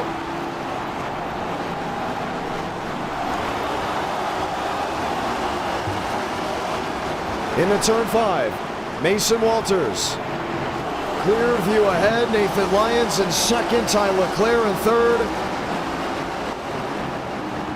Trying to go the long way around to 6 and 7. With the restart still under review, Mason Walters will come to the line and cross it first. Lyons crossing second, Leclerc crossing third, Joyner and Schmidt 4th and 5th.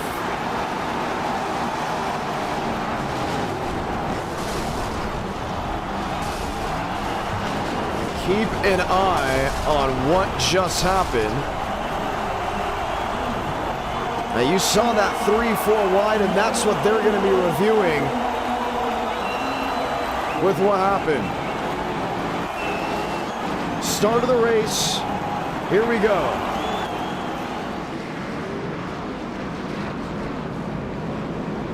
And remember what we talked about with Braden Lovick. Joey Beck jumping the start. You can call a review. A review was called in by multiple drivers as the leaders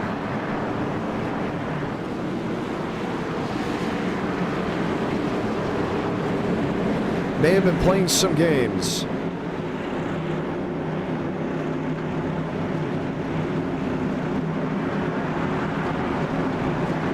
Mason Walters,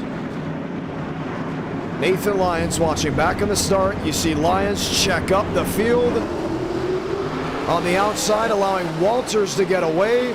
Comes back across to try to fend off everyone else.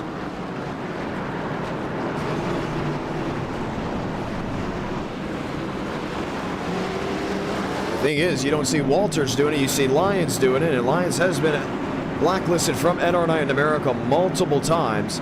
This one, we told him before, if he came back, it's going to be borderline. You can see him brake checking Herbert Solomon.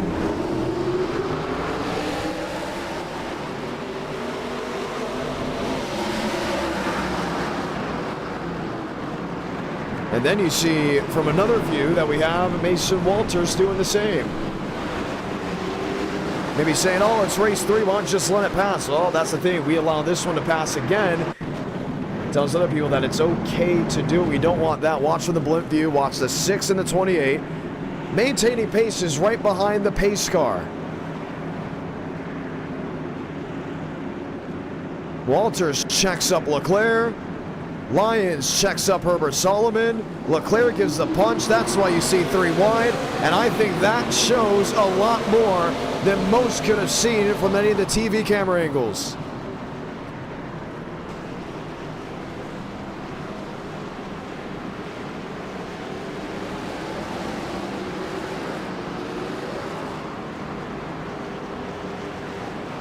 Gonna watch once more. And then we'll make the decision.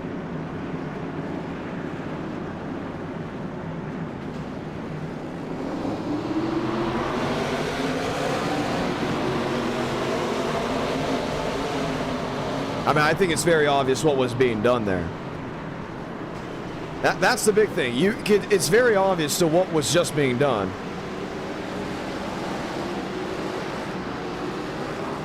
Maintaining pace, that's what you have to do. You have to maintain with the pace car.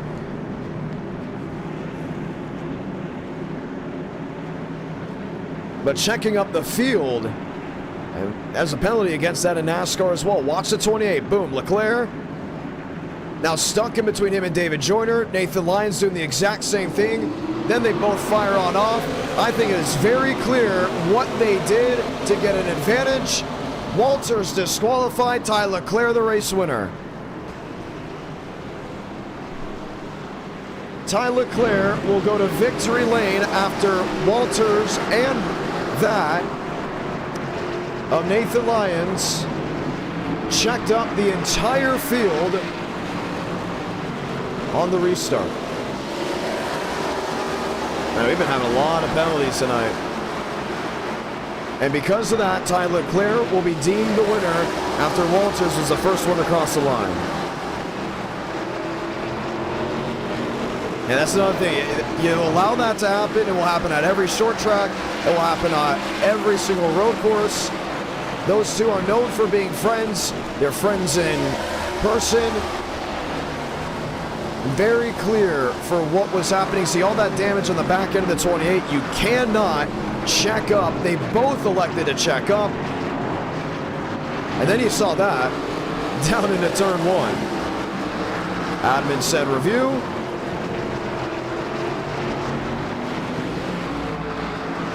And they are hearing words. They both went 5 over and then 5 under. That is shown from the speed that was just sent in the admin group chat. Walters disqualified. Ty Leclerc the race winner. And this is why we have to show everyone, okay, why is it like that? You don't want to think it's highway robbery, Ty Leclerc, with everything that's going on. But these drivers will try to always find an advantage. They always try to find some way to play the system. And that's where you say it there. And it looks like even the live chat very much in agreement with what Walters did. Ty Leclerc putting it behind the wall. But nonetheless, going to victory lane. Not sure if we can talk now with your race winner. Not sure if he even knows he's the race winner. But Ty Leclerc very much going to victory lane. Let's talk with the driver that was most likely involved with it. And hear what they have to say so they can go ahead and explain it to you all back at home. As we'll head it to round number 4, ARCA, Michigan. William Schmidt, John Ramos, you were right in the middle of that restart. What did you see, and is that the right call from your view? I thought, man, where did I even read? I was like 10th on that restart. I saw the inside line check up. There was a bunch of contact. I wasn't paying attention to the speeds. I was just trying to keep mine relative to everybody else's, but you know, looking at the replay, I can say it does look like there was some games being played. I heard allegedly, I could be wrong, but allegedly they were in the same voice call. So, you know, maybe that has something to do with it, but... And I will say this, I said this earlier on the show with Braden Movick and with other people, it's more of a what have you done recently that almost gives us the opportunity to say, yeah, we're going to L5. Yeah, we're going to police you a little harder than other people just because of what you've done recently, what shenanigans you've done recently. We know the Nathan Lyons shenanigans. We've known what his friends have done also as shenanigans. This isn't anything new. That's why I think the decision is so much easier to make. More of explaining it to the audience is more of the hardest part to gain, just because it's, okay, they cross the line first, and then our night in America, we run on the notion if you cross the line first, you're going to win the race, unless something crazy happens, taking a win away. We've done it before. Gavin Austin, Charlotte, race 5. Guess who called in that finish or that review? Frank DeAngelis. He said, review that. And we reviewed it. Very clear. Gavin jumped the start. And that's where it happened. It's great. It's kind of crazy how the foreshadowing happened. We just talked with Movick about, you know, reviewing a restart.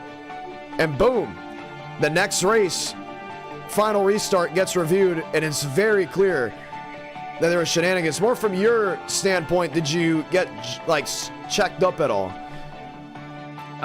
Not really, honestly. There was a sizable gap because I was around where all the or most of the damaged cars were, because I got spun I think a lap after the previous restart, so I was around 10th or something. But you know, I was looking at the inside line and I did see them kind of, you know, bumper to bumper and just bouncing off of each other, so it did look like they were getting checked up, although I wasn't really experiencing any of it.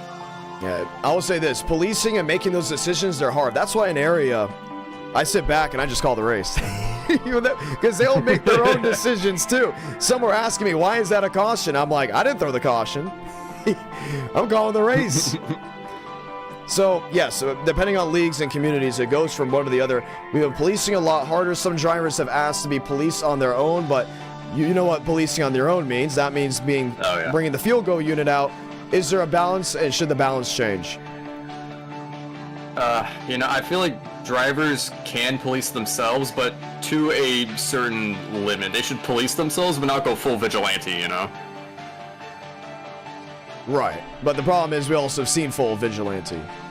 Yeah, it's really easy to cross over that line, so I don't know. I feel like, you know, a little bumping here and there, you know, door banging, I feel like that's fine, but honestly, I'd maybe even say, like, as long as they just bump them, like, out of the way, maybe even spin them out and nobody gets hit, I'd say that's fair game if it's worth, you know, doing so.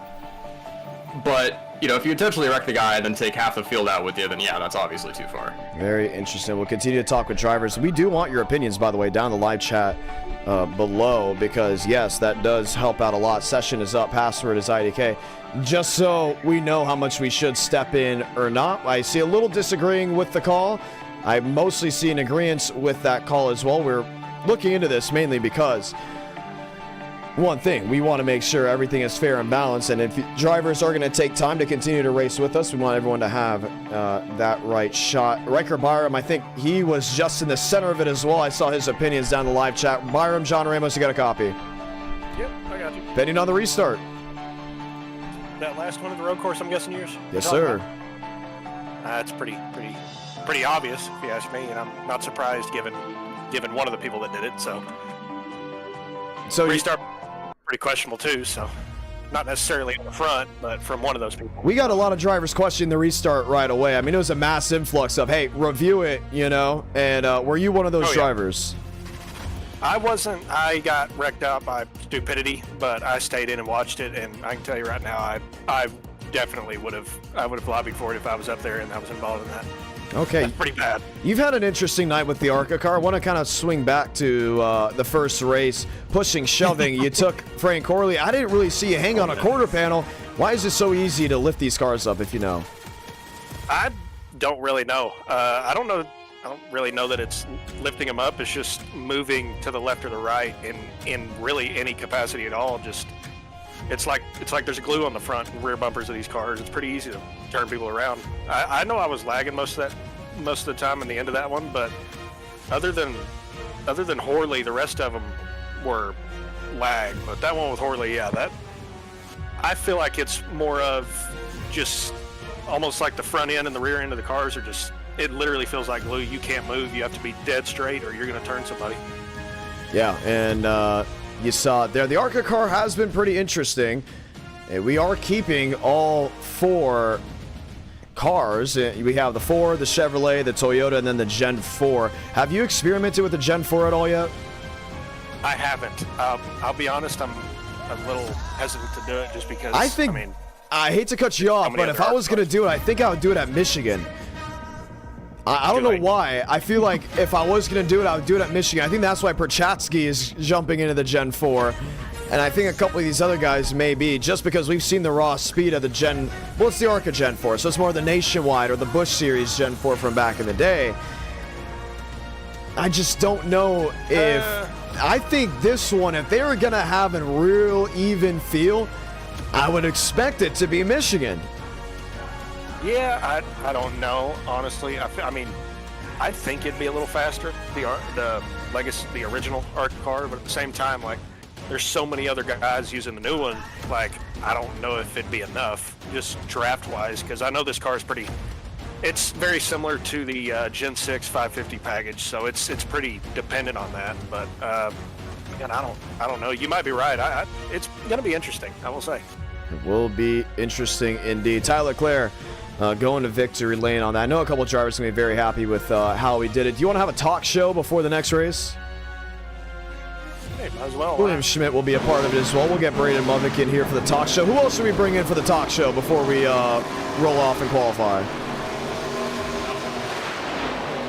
You know what? He's very vocal. I disagree with him a lot. I disagree with Frank DeAngelis, I think, more than the live chat. But if we're going to have a talk show, we need people to agree and disagree with. Let's go. Talk show. It's going to be about a 5-minute segment while you guys go ahead and qualify. Welcome to the talk show of the night. Any topics you guys want to bring up? As far as tight. We've already brought in officiating, so we can't do officiating. Well, we can bring it up again. Again, didn't touch him. Oh, he still my spins goodness. 5 seconds after he's behind me, and I get penalized. Anything in our world that the drivers want to speak on. We can bring bring the viewers I'm to bring talk it. 15 in Nashville. I'm here for quality assurance. Please do not go ahead and use the foul language. I will say the car is a lot better tonight than I expected. Yeah, it is. Is that It why is you a guys very fun car. lobbied for the 4th race being ARCA? I think so. Yeah. So what about this? I want to do new things. I want to do new things with NR Night in America. We have the e-tickets that are fun. We got the league on Monday with Area. We got the in-person broadcasting. I think it's upwards of 40 weekends on the road this year. So every time we do NR Night in America, I'm trying to make it a little more special, right? What are some combos or some things that we can try that's new that we've never done before? ARCA Portland. Okay. Okay, Cheesy, we get it. We get it. You want ARCA Portland. He's been telling me ARCA Portland for like 2 straight weeks. We do need to do it. We do need to do it. I'm well aware we need to I think do we it. should let the DeAngelis mention something. April 1st is coming up, so I think a really funny April Fool's stream could be in the works. April Fool's is an e-ticket. Oh, really? Yep. Yeah. Oh. Anything else? Any interesting moment? You guys are so good at bringing up ideas. I would love for it to be brought up on stream. I'm down for any more. I'm down for any new mini stock stuff. I'll be honest. We haven't done mini have stocks in stocks. It's the quite best- some time. It's the best. We haven't, car in yeah, the we game. haven't, yeah. It's I've amazing. It's so I've much been fun. requesting this for 3.5 years, but I'm still waiting on my Mount Washington soapbox race. How badly does... Oh my gosh. How badly do people want to do Mount Washington? Probably not a lot, but it would be pretty funny to watch. It would be pretty. I would. You know what? I said unique. We've never done Mount Washington. So is there any way to like make it like a tournament style? Like It would probably have to be multiple sessions if you want to do a tournament style. okay. So I how don't- does I Mount don't- Washington work on iRacing? It is point A to point B. I think it is the only track on the service that is point A to point B. Can we have like group sessions where there's like 10 of you lined up and then we just go? I think you can do that as like a heat format. Or are you guys racing together on Mount Washington? I think it would have to be a lap time thing. I'm about to say like how now rally It is would what be I would as- like to see. I would like to see rally with heats. Almost like a bracket, like a March Madness. We just do a rally car with heats. No? Crickets? I heard crickets on that one. Maybe. I mean, I wouldn't be against it. You could tab into more of the local stuff like street stocks and legend cars for maybe one. Or we stream. can do like lower class open wheel, which we don't do enough. We don't do enough Super Formula. We don't do enough Super Formula. 4 or 3. We don't do enough Super Formula, that's true. So, real question here. ARCA car, do we keep it in the cycle of cars that we use for streams, or is it something that is going to be washed out?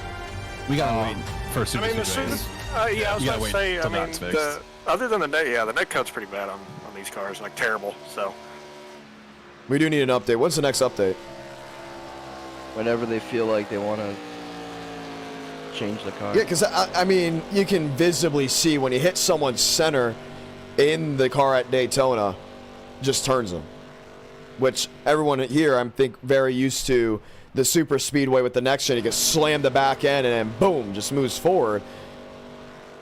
But at the same time, when none of that crap's happening, it's pretty dang good at the super speedways, honestly. It really is. It's a good short track car. It's a good short track car. It's a good short track car. It did very well at Nashville. Great road car, great short track car. Everything but the mile and a half. Give me pole. We need to take that to Kern County. We need to bring Kern County back. It's been so long since we've done Kern. We still have not done a night race. I know. That is terrible.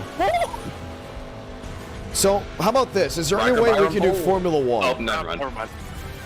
Is there any way we can do Formula 1 on iRacing with paint schemes, or is that still not effective? Still not possible. That's still not possible. What's the closest thing we can get to Formula 1 where we can have paint schemes? Probably Super Formula. Well, the speed difference is completely off with the Super Formula. Super Formula is a car that we need to give a shot. What other cars do we need to give a shot? Formula 4. Formula 4. Do they have Formula 4? Yes, they have Formula 4. It's awesome. Yes. Do they have Formula 2? That is Super Formula. That is Super Formula. Wait, hold on. How many liveries do we have for the Formula 2? We might as well have an F1 night. I mean, I've been saying it before. I mean, I'm very critical of what tracks F1 goes to. I mean, I'd rather see F1 at Daytona. Obviously, the road course or a Sebring. Or when we do these type of things, we should go to tracks that we haven't done before. Like instead of just going back to the not Daytona, not Charlotte Roval. Okay. I love how you got the Rovals like right off the gun. We've done F1 like 5 times. And all 5 times, it's only been those 2 tracks. Well, we all do have Le Mans. Super Formulas at Le Mans. Oh, you know that would be so cool. Super Formulas at a I don't know, Suzuka would be awesome. What about wait, what's that one track that we all have that I used once and I said never again? Motegi. Oh my goodness, we go to Motegi. It's because I waxed the field. Yeah, you waxed the field and we were done. We're like never again. We're like never again. Well, that's the oval. The oval sucks. But I mean, we can go on the road course. If the road course is good. Motegi has a proper road course where the Super Formula literally runs, I think, next week. So some are saying do not do F1. What are some other things we F1 Spa? Oh my goodness, we haven't gone to Spa yet. If you guys don't want to go faster, we could go slower. I still propose we never tab into the local scene. Like, we don't tab into the tour mods. We don't tab into legend cars, street stocks, mini stocks. Have we ever done mini stocks? Again, mini stocks are the greatest car on the service. They are very fun. They're really fun. Best car. Very slow, but very fun. It's even though it's that slow, it feels like there's no car underneath you. There's it feels like I'm going 500 miles an hour driving mini stock. Yes. It's so bad. There's so little downforce. There's none. I'll tell you what, John. We haven't done this in, I'm not even joking, probably over 3 years. Something at New Smyrna. What do you mean? We always do. Oh, Xfinity New Smyrna? No, like anything New Smyrna. I haven't been to New Smyrna in We have literally had New Smyrna every year. Last month. Battle of the Beach. Well, I wasn't there. If you really want to do something we've never... We do New Smyrna every year. If you really want to do something we haven't done in a while, give those... I thought that was Myrtle. Give those off-road trucks a go. That's the Myrtle Beach 400 or 250 or 300. No. Trucks where? I agree for the off-road trucks. The Pro 2. Well, we tried to do it tonight. We did. It was in the voting. Did you vote? Look at that. And your vote counted too, and you elected not to use it. No, I was downstairs. It needs to be a scheduled decision. We need to see what new things we can do. And that comes down to viewers, drivers, because I am all for everything, honestly. Try new things. I really want to tap into IMSA, honestly. I know the racing with the IMSA side for us has been really spread out, which is very foreign to what we do. But at the same time... the most winning road course race in the next gen by 48 seconds. I want to hear anything about spread out. He did win by 48 seconds. I damn thing about being spread out. I just really want to do 20 IMSA. plus seconds on the I'm a big IMSA guy now, so we haven't done a Road Atlanta. I would say Road Atlanta would be cool. Road Atlanta is very fun. I mean, I like super late models. Why are you guys very anti-super late models on iRacing? I love the super late models. I hate the late models stock. The stock.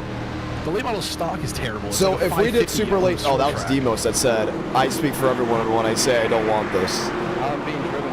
Or he doesn't want this.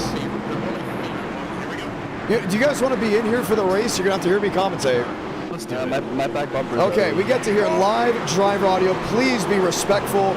Please do not use any foul language. I am trusting in you to give us a great show. Let's light the fuse from Michigan.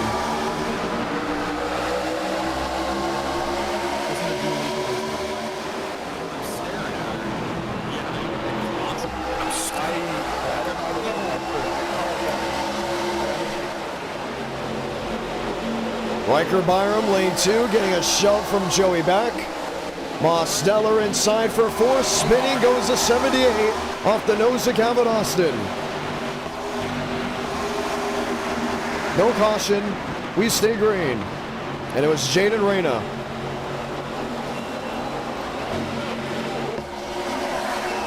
Douglas New Bigging, toe-to-toe with Riker Byram. Braden Mubbick, 3 wide, a wash to the bottom, 4 wide it is with Jolson.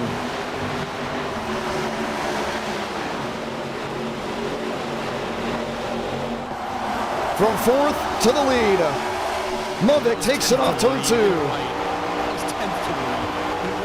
Excuse me, he wants to correct me. 10th to the lead, Braden Mubbick. How dare you? Daniel Mosteller in 2nd. Statistically, a better driver than Braden Mubbick. Oh, who said that? Did that statistic driver just hit the wall? That statistic driver did just hit the wall. Douglas New Bigging in the 2nd position.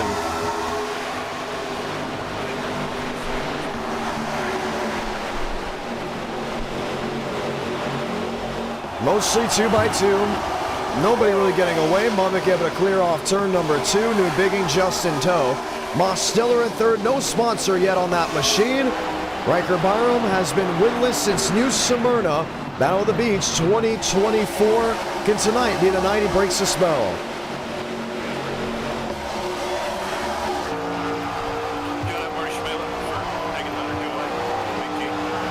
I'm not sure if the viewers heard it, but he just mentioned Marty Shimela, Talladega with the car tomorrow. Mosteller just mentioned that it was taken away twice by Marty Shimela. Mosteller, race leader on the bottom, not for long. Mubbick able to take it away off turn 2. 3 wide it is for 2nd.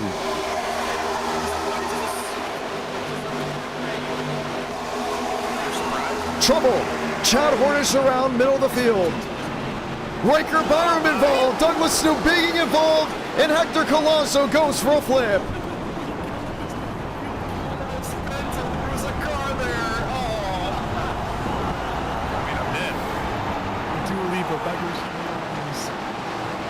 Mubbick gets away, Mosteller gets away, so does William Schmidt, and Riker Byram will have to wait yet another week. Tyler Tinsley not happy with the driver of the 95. Oh my God, that was awesome. Just look at the mirror to see 8 cars in the catch. It's so sick. Did somebody go over the fence? It looked like it.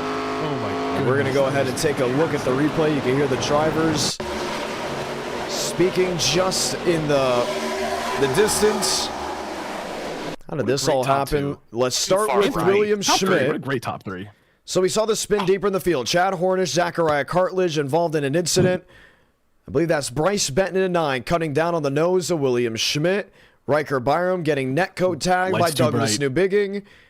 And pow. What a shame. Hector Colazo barrel rolls into the catch fence with the 98 of Riker Byram as the field blocked all of the speedway down into 3 and 4. A couple drivers in a Gen 4 making a move. Jeff Perchatsky. Let's ride on board the driver of the number 23. That being JD Laird. Oh, there's beef in the pits. There's 38 seconds? Oh my goodness. Oh, I'm done.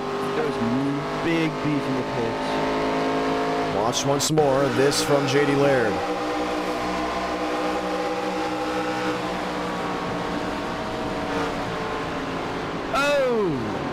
I think the best part about that wreck is that Cartledge took my nose off before we went green, so I did not get in that wreck.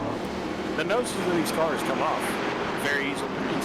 Well, they're going outside the rear bumper of the car to front. So it's not I was pumping it at 160, and it was only a minute 13 of damage difference. So hopefully. Let's go ahead and ask the viewers back up. Do you like the driver's cast, whether you can hear what they're saying under caution and somewhat hear what they're saying under green if they are loud enough? The grass touchers have no luck in Internet America, ladies and gentlemen. The grass touchers have no luck. Can we get an update on Tyler Tinsley? Maybe why he was upset with the 95. Oh, if Tyler's wrecking you, you definitely did something. Oh, yeah. Shout out Chad Horner. She's got the speedway skew. John, I think you should ride on board Demos. Front bumper. Or not front bumper. Yes, because you want to show Dua Lipa. That's your favorite WWE. Should I say character? Oh, John, oh my goodness. Oh, Did I say something wrong? Dua Lipa is not part of the World Wrestling Federation. I think Christian's got the better. She's a music icon. Really? Pop star. That's not Megan Maroney. She's got like 112 billion or 112 million streams a month. And Megan Maroney let the world know that they're not in Kansas anymore. Megan, the gymnast? The singer, the country singer. The gymnast? We don't listen to that crap. We very much listen to country. Yes, we do. Listen to Sleep Token Drop. That's all you listen to when you're in the car with me at Daytona. Listen to Motionless in White with Chris Motionless. Yes! Shout out Milo with the Netsman. Next one, I'll say this. I have to ask you guys, we're getting ready for a restart. What is the tire like? Because the general tire in person is almost like a hockey puck compared to the Goodyear. It is a hockey puck. It feels like a hockey puck. Okay, so it does feel like a hockey puck. John, I can feel the right front scrubbing at pace speed. You know who told me that it's like a hockey puck? William Swalich. Oh my goodness. He's the only successful driver from Minnesota ever, and he is absolutely proven himself in Xfinity. He's like second or last points. Very opinionated. He's behind Dean Thompson at rookie points. Very opinionated, Braden Mummick. Very, very.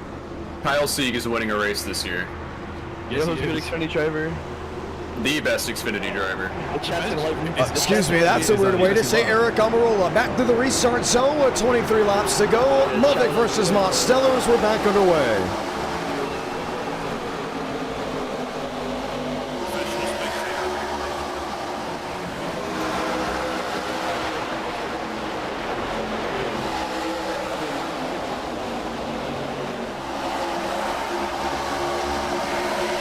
Two by two.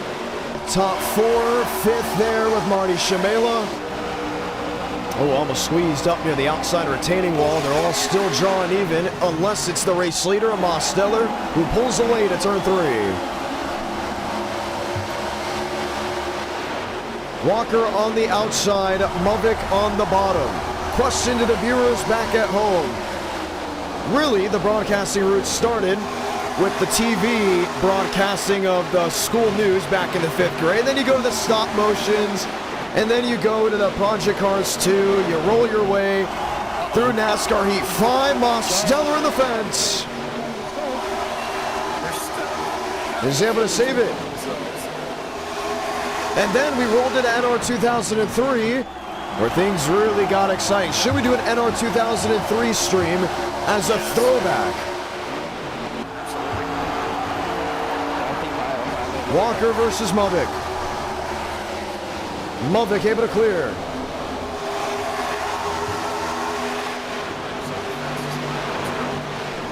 Rodriguez in 4th, Daniel Mosteller in 5th.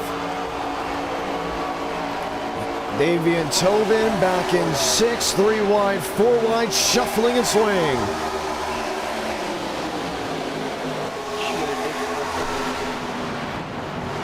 I'm aware, I just can't get up. I'm running right behind him like a Ada Walker.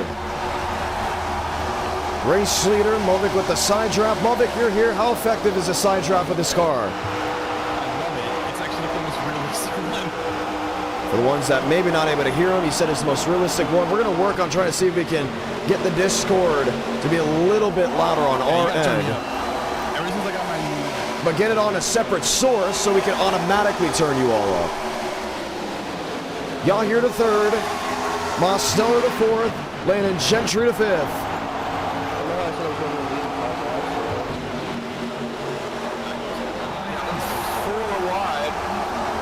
Four wide, Jerry Rodriguez, the abolitionist, gets turned into the middle of the field. Caution is out.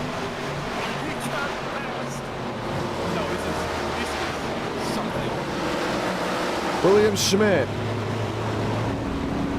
Jerry Rodriguez all jumped up. I lose the lead because of that. You know, I told Gavin a lap prior to not wreck me because I had a Wendy's bag right next to me. And, it ate up J-Rod. No, my JD, my JD. Jerry Rodriguez. With the abolitionist John Brown on the hood. Number 8 on the side. John, put a camera on Gavin. We're hearing their, This is fake news. I am the leader. I was leading for the 5 seconds you didn't throw it, and the second you throw it, I lost the lead. Unbelievable. You said a camera on Gavin Austin. What's going on? J-Rod. That's if J-Rod can get there. The abolitionist is about to come back to life. Well, I guess you'll be watching Gavin Austin for a moment. Gerald was not big support. And I don't think Jerry Rodriguez will be getting to him. Let's go ahead and watch a replay. Jerry Rodriguez, a farmer out of Kansas.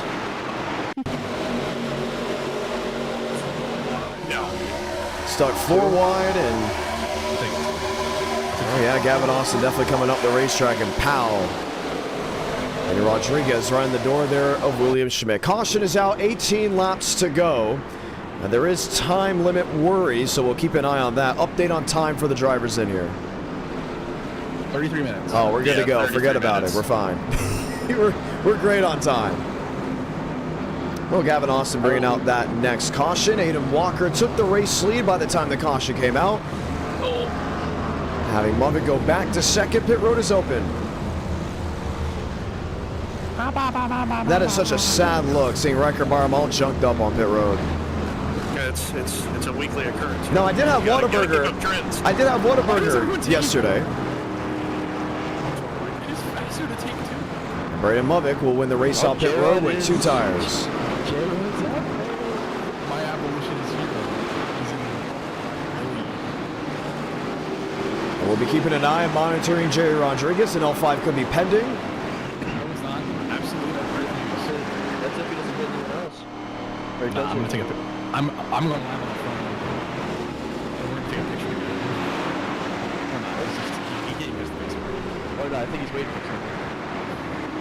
And we're hearing L1 Gavin Austin. Gavin's making calls. JD just PF'd me. I wanted to play at some waffle. And Jerry Rodriguez has been sent the message of an L5 penalty. I don't think that's going to get there in time. Oh no.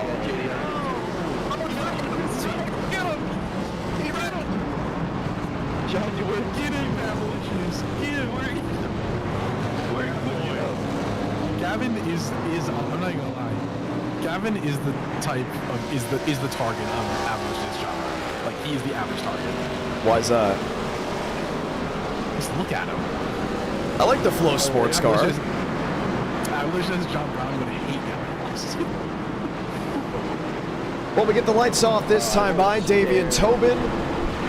On the outside, we're going for his first win. Braden Muvick going for his first win in 2025 with Frank DeAngelis.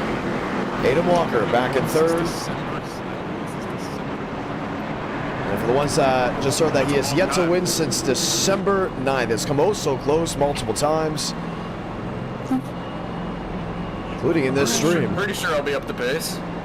Last that one was over a year ago, dog.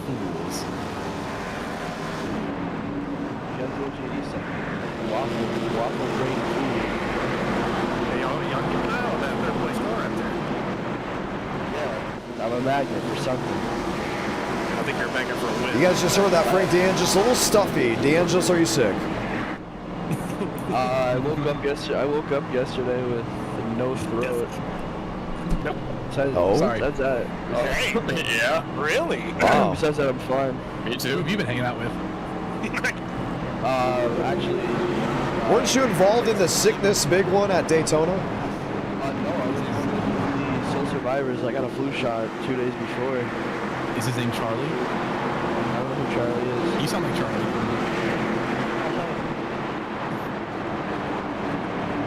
For the ones wondering, Denny Hamlin will be sponsored by Progressive for 18 races, including Nashville Super Speedway and the Brickyard. Excited for those? 15 laps remaining from the Irish Hills, back underway from Michigan.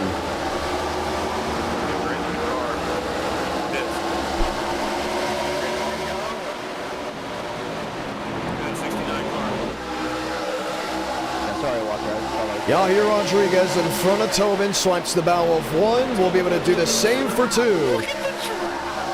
Gets to the back bumper, Braden Movick makes a move for the race lead. Movick hovers. Mosteller in third, Tobin in fourth. Marty Shamela, 3 wide top as 4 wide looms in the mirror.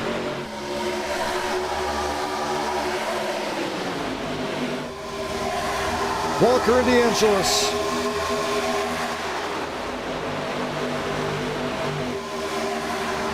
Mosteller has won 2 of the 3 races tonight.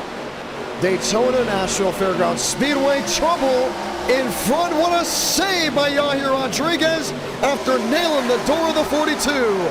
DeAngelis around. Tobin crosses the field as they tear him up to turn 3.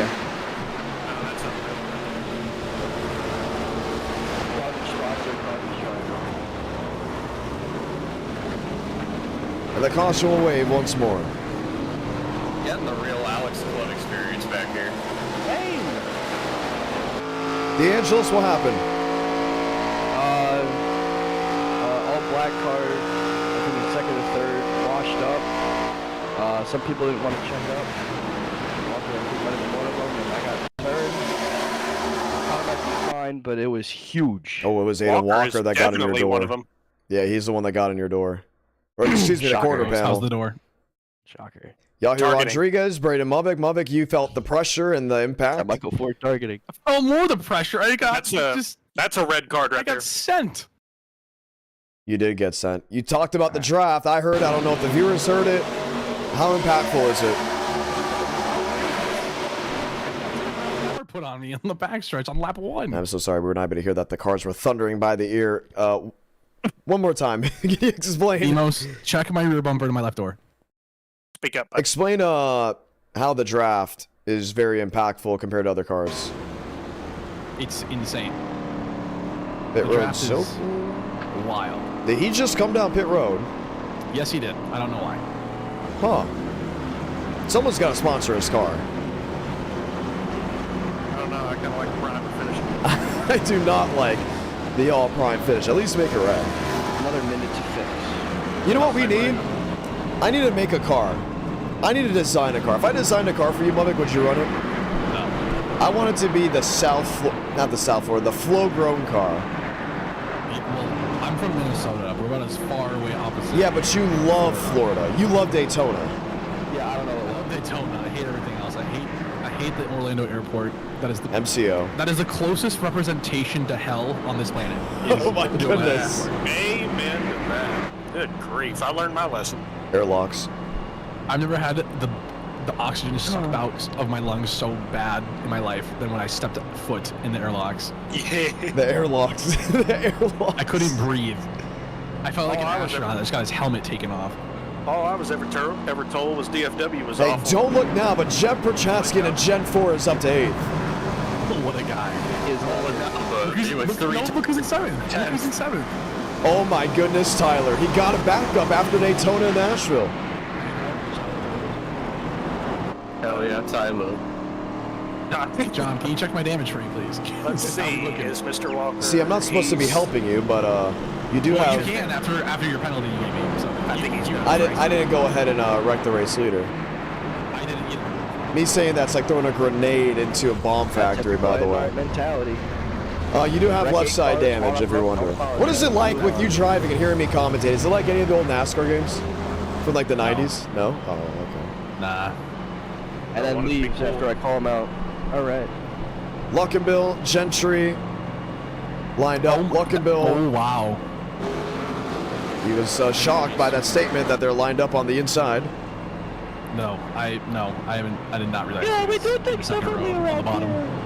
And Gentry there in Mountain Dew. Row Luckenbill. For the ones that don't know, Luckenbill's house was engulfed by the Palisades fire. We're very saddened about that, but glad that he is back in NR Night in America, going for his first win. And he actually mentioned that he's trying to go ahead and run that e-ticket event, the Alabama 500. Yeah, he drove through me, wrecked 8 more cars, no apology. And Frank DeAngelis mentioned something that happened just recent. I have also been to the Dallas-Fort Worth Airport. Sure. Flying to Orlando, it's a good airport. I can tell you right now. Minneapolis is a top 3 airport in the entire country. For some reason, I doubt that. Hot take, Atlanta. Atlanta's a great airport. It's just big. This airport, Minneapolis is in the top 2. Atlanta's a great airport. It's literally just big. I spent 4 hours at JFK waiting to go to London, and it was not worth it.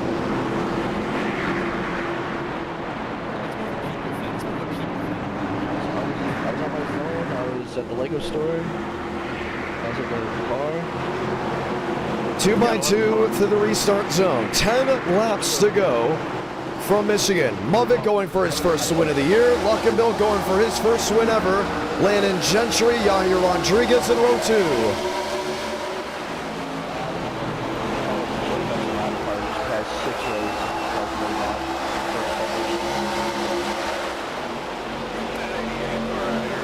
Marty Shamela on the inside, 3 wide with Gentry.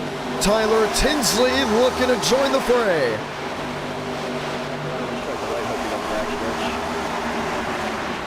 Last time Tyler Tinsley's won a race in NR. Got to go back to spring of 2022. When the broadcasts were still happening in Miami, Florida. 9 to go. Rodriguez.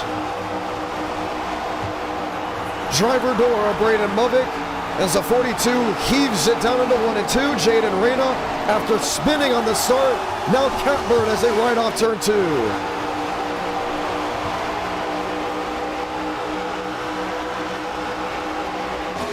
Mosteller, 3 wide. Gentry, Luckenbill, Tobin and others. 8 to go. Just 11 minutes from top of the hour, which would be midnight on the East Coast. Movick leads. Yahir shuts the door on Marty Shamela. And we've seen before, Marty's known for doing bold things when it matters the most. Deep run into 3 for Yahir Rodriguez. The Cadillac will stick. Minnesota driver versus an Illinois driver. Brings the Wisconsin native to the outside. Pushed by the one from Arizona. Gavin Austin up the 4th.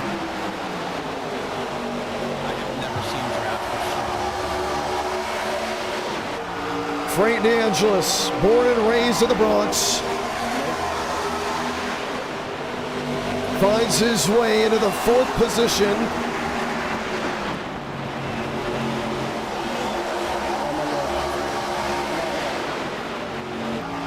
As Yahir trying to sneak his way on the outside.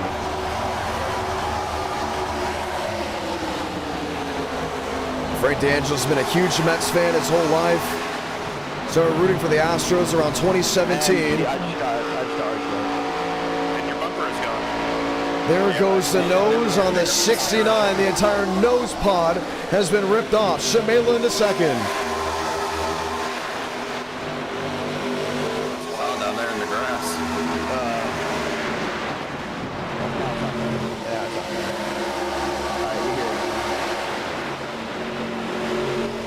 Reyna P6, Gentry P7. 5 to go with Austin in the catbird position, now being shoved by his RGR teammate and Yahir Rodriguez. I got black light.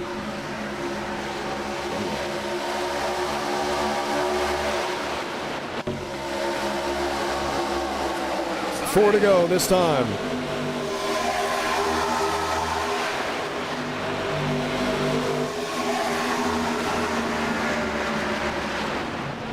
Yahir top side trying to hunt down Gavin Austin. And same with Braden Movick. I got to think about how Movick's been racing. He's been a huge Carson Hocevar fan most of his life.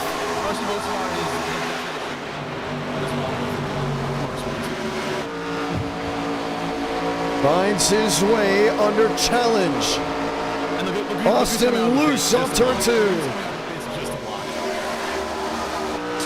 Says that about Hocevar when LaJoy exists. Offset dropping the $2 super chat. Very grateful for him. Saying it's all about the Mets. Let's go, Frank. Came out of the pace just to block. Mosteller in 5th.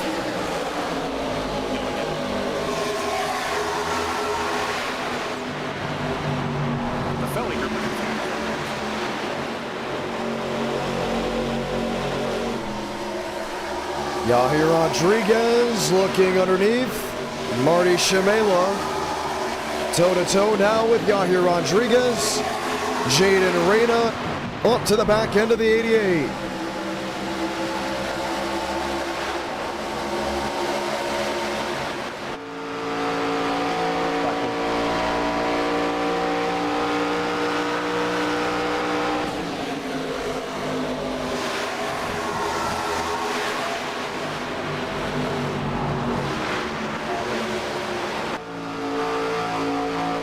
Shimela in 3rd, no moves. Reyna in 4th. Tucked in nose to tail with Gavin Austin, Braden Movick. Lap traffic impending the view in the clean air of the race leader. What to do with 1 lap remaining. Movick pulls away, Gavin Austin in 2nd. Salamanca, 1 to go from the Irish Hills.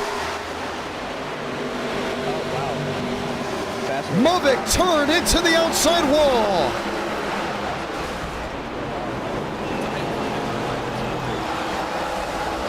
Shimela, Mosteller,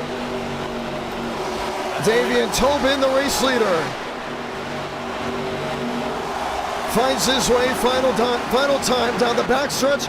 Here's Tyler Tinsley for the win. Moves the 65. Luckenbill on the bottom. Shimela in 2nd. Mosteller the swipe to the inside. Marty Shimela. Does he win it? Yes, he does. Victorious for Michigan. And I think we're going to find exactly who that was in 20. Did I not tell you who it was? We couldn't hear it on the broadcast. I didn't see it, but if it was who I think it is, the Venturini 20 car was Joey Beck. Shocking. And Joey Beck will not be allowed back after his incident. I told you with Braden Movick. Don't expect less from a host, my fan. Top 15 on 3 tires. Oh yeah. And that was, I guess, his wannabe version of the payback from Nashville Fairgrounds Speedway. Yeah, which is crazy. Marty Shimela will go to victory lane. And we are getting confirmation Joey Beck has once again been rebanned from NR Night in America with his incident on the last lap heading into turn 1. Well, it's really unfortunate. He's won before in NR Night. And we'll watch back. You can see his blocking in 20. Put Movick into the wall.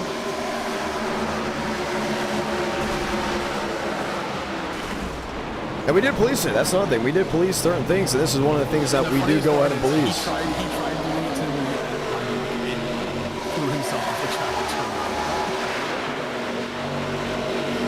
Another thing is, for the ones that don't know, the sporting code is enabled for NR Night in America. And we've seen before where stuff like that gets to iRacing. Unfortunately, things could change, if I'm not mistaken. I know Frank DeAngelis has been suspended from iRacing for his stuff, and I think that's going to possibly... I've gotten an account warning for just moving someone up the track once here. It's very unfortunate that Joey Beck has put himself on that position. A winner in NR Night in America. But yes, will not be allowed back after his actions and will not be racing in the Alabama 500 as he was actually possibly projected to be in. Nonetheless, we have a winner and we have a nightcap. Next time we go streaming with NR Night in America, well, pretty simple. It will be next Tuesday for NR Night with the Monday night action coming with Area at New Hampshire.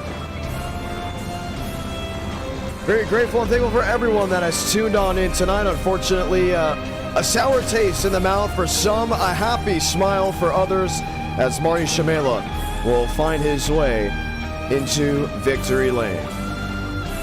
Unfortunately, the incident on the last lap impedes Braden Movick with an opportunity to win his first race of the year.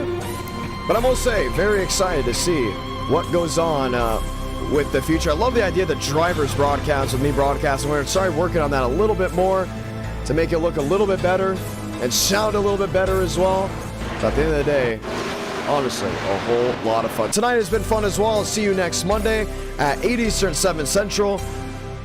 Excuse me, next Monday at 8:45 Eastern, 7:45 Central. And then we'll see you Tuesday at 8 Eastern, 7 Central with more NR action. So long, ladies and gentlemen. Have a